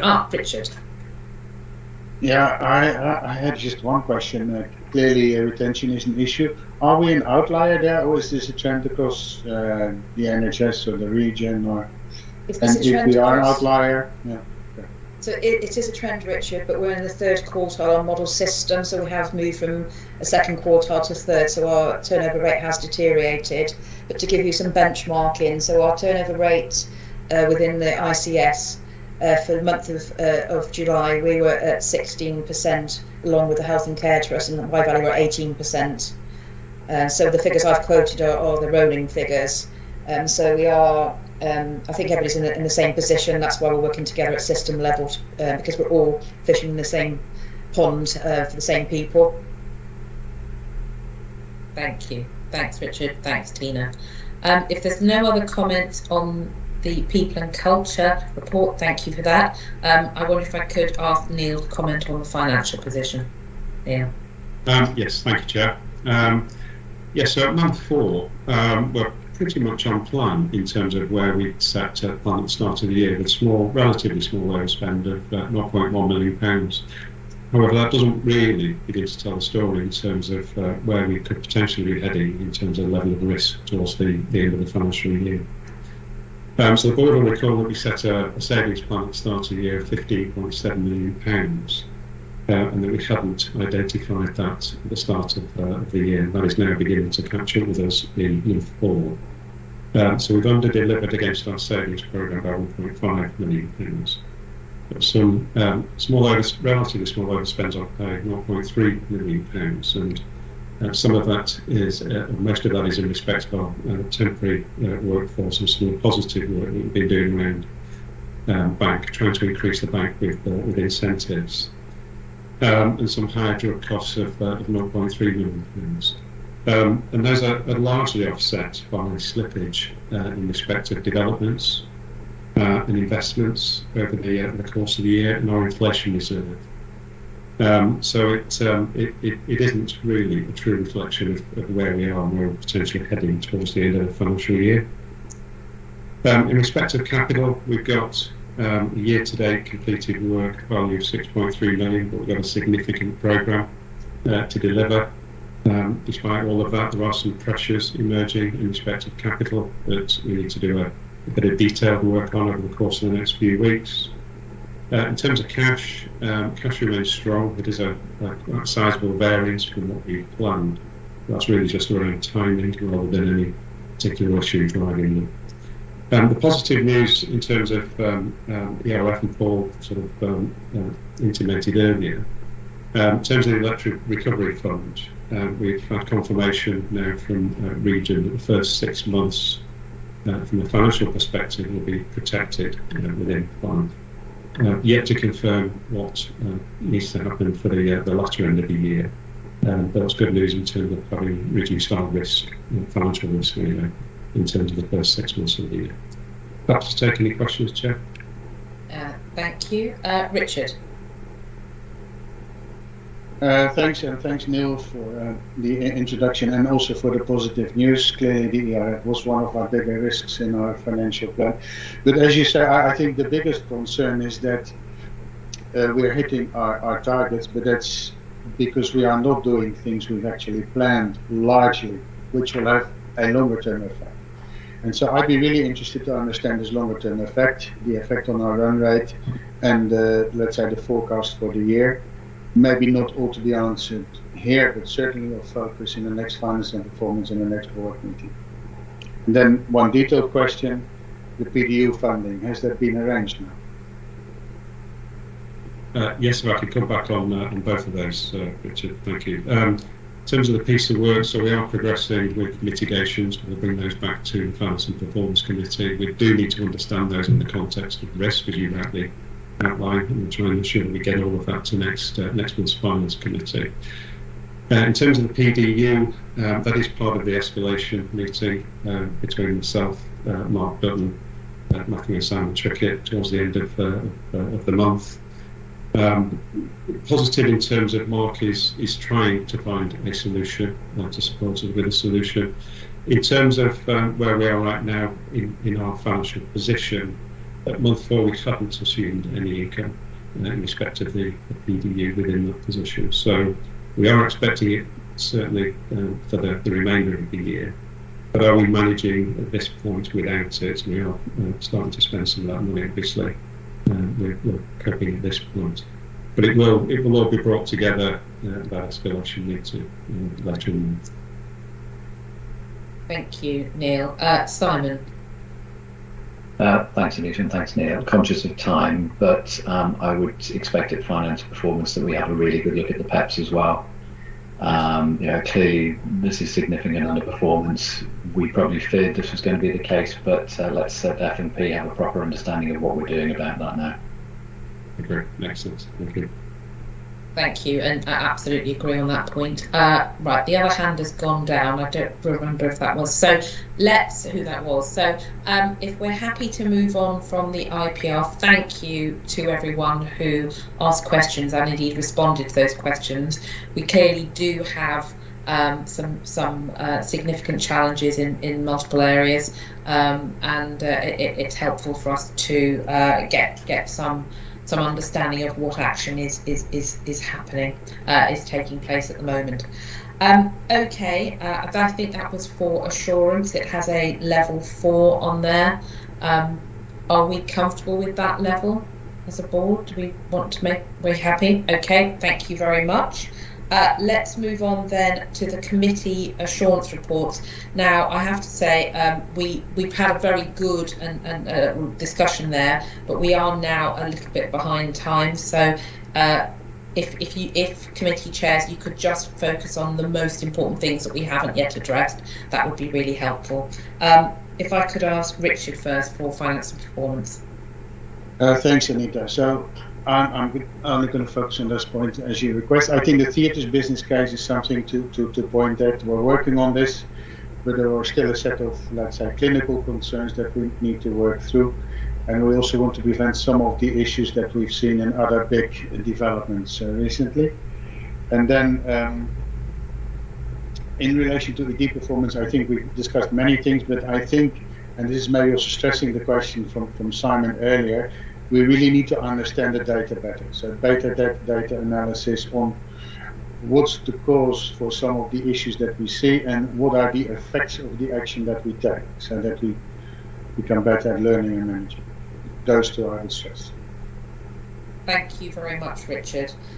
Quality Governance Committee, Julie. I think Sue was down to present this one, Anita, but... Oh, apologies. Sorry. Oh, it was okay. Sue, are you on at the moment? I know you disappeared at one point. If you are on, you're on mute. Sue?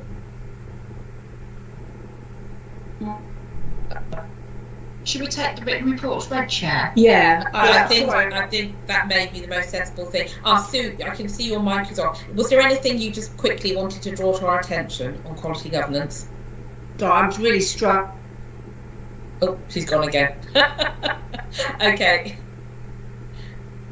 Sue, you've gone back onto mute, I'm afraid. We've lost you. Okay. I can't see. Sue? No.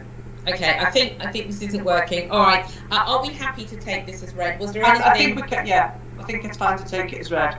Okay. All right. Thank you very much. And people and culture? I mean, it's already been said mostly. The thing I would say is we met some very inspiring apprentices and different ways of getting getting staff into the trust. It was very good, and also I was really pleased with the way the international nursing recruits are being looked after. No dropouts, which is really good. So I think they're being well cared for. The problem is other places will nick them. Yeah, absolutely, and it is, and you're right to draw our attention to it. It is a great programme there. Thank you very much to all of you. So moving swiftly on to try and make up 20 minutes if we can. Safer staffing, is that you, Paula? Yes, it is, and I'll do the midwifery paper as well. So for nurse staffing report, we offer a level of assurance of 6. Obviously, you've just talked about international recruitment. We continue to do that. We're having 80 recruits between April of this year and December 22. As we've already discussed about turnover, the HCA recruitment is great, but it is the problem with the retention as well. Bearing in mind that supermarkets are offering more money per hour, we are losing them to sort of the supermarket chains. And I also just wanted to bring attention that we are seeing an increase in RMNs, registered mental health nurses, requests for some of our patients that are challenged and become distressed. So we do require that. I've asked for a separate paper on that with regards to how that is being distributed across the trust, and where particularly we've got hotspots and where we may need to review the Health and Care Trust requirement as well. And just a final note on the nurse staffing papers, we will bring as part of that paper to next board a review of retention, so that you can see what we're doing around retention of our workforce. I'll pause there for any questions. Thank you very much, Paula. Any questions or comments on nursing staffing? I don't see any hands. Paula, I think you said you were going to do midwifery as well. Yeah. So just as a bit of a typo in the midwifery report, we've had 442 births, not 433 births. So I just wanted to make sure that you got that. This report does offer a level of assurance of 4. It's gone down a level because of the increase in vacancies. We did see some leavers in July, but we are expecting to recruit 13 whole-time equivalent midwifery students in September. So that's really good, but we're also seeing really high activity for July, August, and continuing into September. So we're making sure we're keeping an eye on that. As you can see from the report, where we were not able to maintain minimum staffing levels, there's mitigation in place, and that's the use of the matrons, redeploying internal staff, and obviously the use of community and continuity midwives as well. So there is mitigation in place, and I get a sit rep, as does the chief exec, 3 times a day, so I know what's going on with regards to maternity, peds and neonatal staff. You can see that we've put a table in on page 134 around some of our turnover, which is often, as you can see, retirement. Now, we normally get retire and returns, but I think due to the last 3 years, moral injury, pandemic, pressures on the trust, people are deciding to stay retired. And obviously some of our midwives are also leaving the NHS as well, which is extremely sad. But I think it's a testament to how people are feeling at the moment with added pressures. So I'll leave it there for questions. Thank you, Paula. Any questions or comments? Simon. Just one or two from me, and a comment to start off with. One of the requirements of the maternity lead, the statutory lead for the board, is to engage with the Maternity Voices Partnership, which I've now started to do. I wasn't aware of that, but I was informed about it. So Becky Schofield and I are now getting on very well. A couple of questions though, thanks, Paula.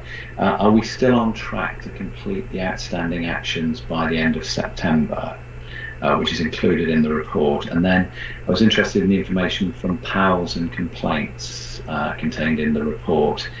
Do we have anything to compare that with in terms of previous months? Are we up, down, the nature of the complaints? Have they changed? I think just a bit more information would be helpful around that, maybe for a future meeting, so that we can see if there are any trends there or anything that we ought to be concerned about. So we can absolutely do that for the next report around whether there's a trend up or down. As far as I'm aware, we're seeing the same level of complaints, but I want to do that in proper sort of research of numbers and also a thematic analysis for you. So we'll do that. What was the first question you asked me, sorry? It was the outstanding actions. I think it's from the CQC that we forecast we get done by the end of September. I'm just checking that we're on track to do that. So yes, we are, as I speak today. Bearing in mind I did an assurance visit last Tuesday with regards to the maternity unit, with regards to, as you well know, you're a part of that, with regards to taking forward any of those CQC actions, and also preparing, as people know, the CQC are preparing to visit 200 trusts and doing a day visit into each maternity unit. So we just wanted to be assured where we were with that, and that report will come through to QGC. Thank you, Simon. Thank you, Paula. Any other questions or comments on staffing? Are we happy to accept those assurance levels, 6 for nursing, 4 for midwifery? Thank you. Right, next item, scheme of delegation. I believe this is you, Neil. Yes, thank you very much, Chair. Just very quickly, scheme of delegation has not been updated for a while, so we'll take the opportunity to refresh it. Been through the audit committee approved it for the board. Nothing particular of note, if I want to highlight to the board. Happy to take any questions. Thank you. Yes, yeah, we are happy. Approval. Yep, I'm getting nods. Thank you very much. That's great. Audit and Assurance Committee. Colin. Thank you, Chair. I'm very happy to take on this challenge, although with some trepidation given the standard set by my predecessor. But on this occasion, I'm going to suggest that we take the paper as read. It's self-explanatory. Thank you. Thank you very much for that. Great. TME, Matthew. Yeah, thanks, Chair. I actually put my hand up to. Oh, sorry. Sure, also, but no, that's fine. I wonder if we should also note at the board the delays to the completion of the annual report and the value for money bit, and our need to work closely with our external auditors in the future to make sure that we're meeting the time scales and making sure we're getting value for money from our audit. That's an important point for us as a board to note. And then in terms of trust management executive committee, nothing particularly to note. I'm sure colleagues will recognise all of the papers that are being discussed in the issues, business cases, etc., and performance monitoring, and that we continue to fulfil on a monthly basis. Happy to take any questions, Chair. Thank you. Thank you. And thank you also for the reminder about the value for money audit. I have had some discussions with both Neil and Colin over the last week. Neil, I don't know if you just want to just briefly summarise where we are on that, because I know it seems to be a bit of a moving target at the moment. Yes, we received the final draft from our auditors on Thursday last week, very short notice before a meeting was arranged with execs to review it. We sent some comments back, but a meeting with Julie Maskey tomorrow morning, and then we get it turned around for next week's audit committee. Okay, thank you very much. Okay, thank you, and thank you, Matthew, for the Trust Management Executive Report, which brings us to any other business. There was none highlighted at the beginning of the meeting, but is anything on anyone's minds as a result of the meeting? I don't see any hands. Okay. So before I go into the closing remark, I mean, one of the things I know Jo Ringshall is on here. I can't actually see her at the moment, but Jo, really happy to see you here as chair of Health Watch Worcestershire. I'd very much be interested in your comments or observations, or if you have any specific questions. We'd be really happy to hear from you. Thank you very much, Anita. Yes, thank you very much for letting us into the meetings, and we're always very aware of how open you are as a trust to talking to us and listening to us. I'm aware of you've got time issues. The very big focus on waiting lists, and it's a very big focus on cancer waiting lists. But recently we've had quite a flurry of feedback about some rather, rheumatology is one particularly, and skin, and obviously you're doing some initiatives around skin. Have you got any feedback about rheumatology? I know it's quite specific, but we've had people who've come to us and been told, as I say, there's a group quite recently, and been told that there are 2-year waiting lists to see rheumatology. Yes, I don't know anything about that. Christine or Paul, I'm assuming Christine, I don't know if you could comment, or would you rather take that offline? Christine? Yeah, it wasn't something that's crossed my radar yet, so if I can take it offline. I do know that one of our consultant rheumatologists has had a prolonged period of sickness absence, so we have had some staffing issues, but I'll look into that offline. Thank you, Jo. Thank you. And then there was just one further thing about the Bristol model. Has Bristol, they've been doing it for 3 months now, have they had any patient feedback? Because you would think also that it would be a good thing for patients, but I just wondered whether they'd had any feedback around it. Yeah, an important question. I see Paul's raised his hand. He may have raised it to do with the first point, but perhaps he can also comment on that second one too.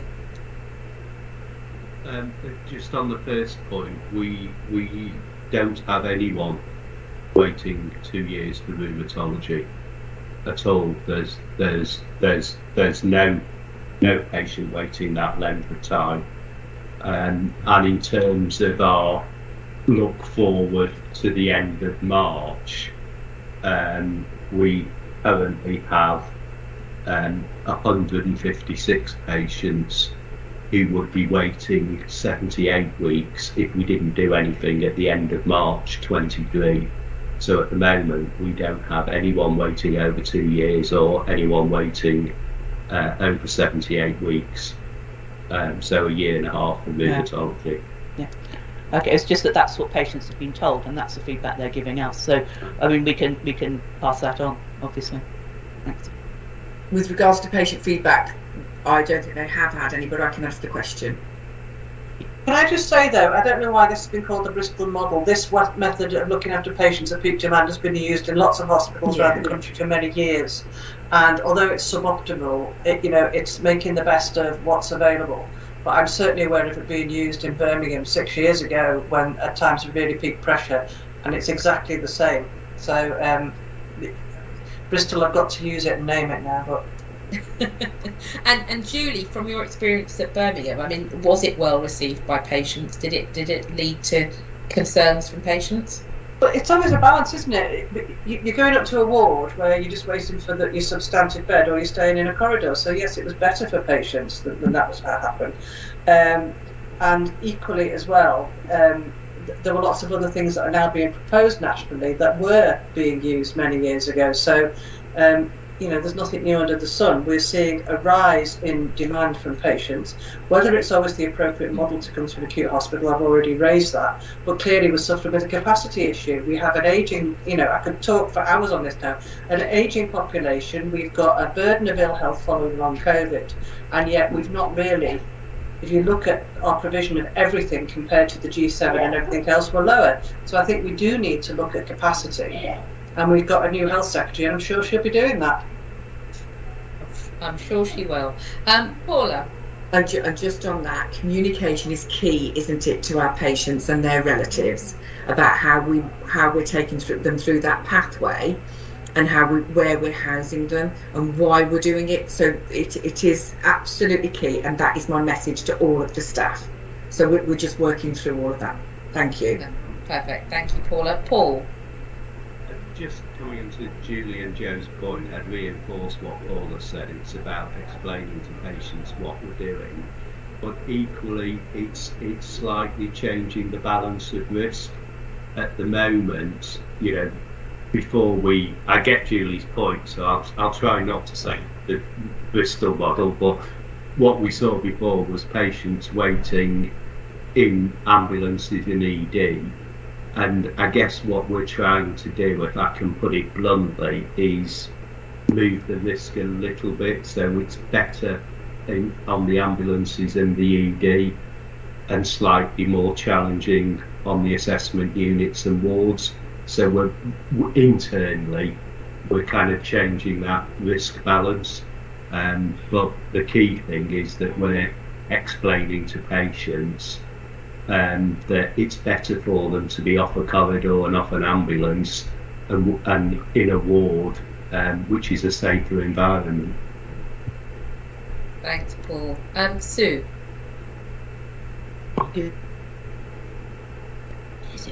Sorry, I'll give it a go.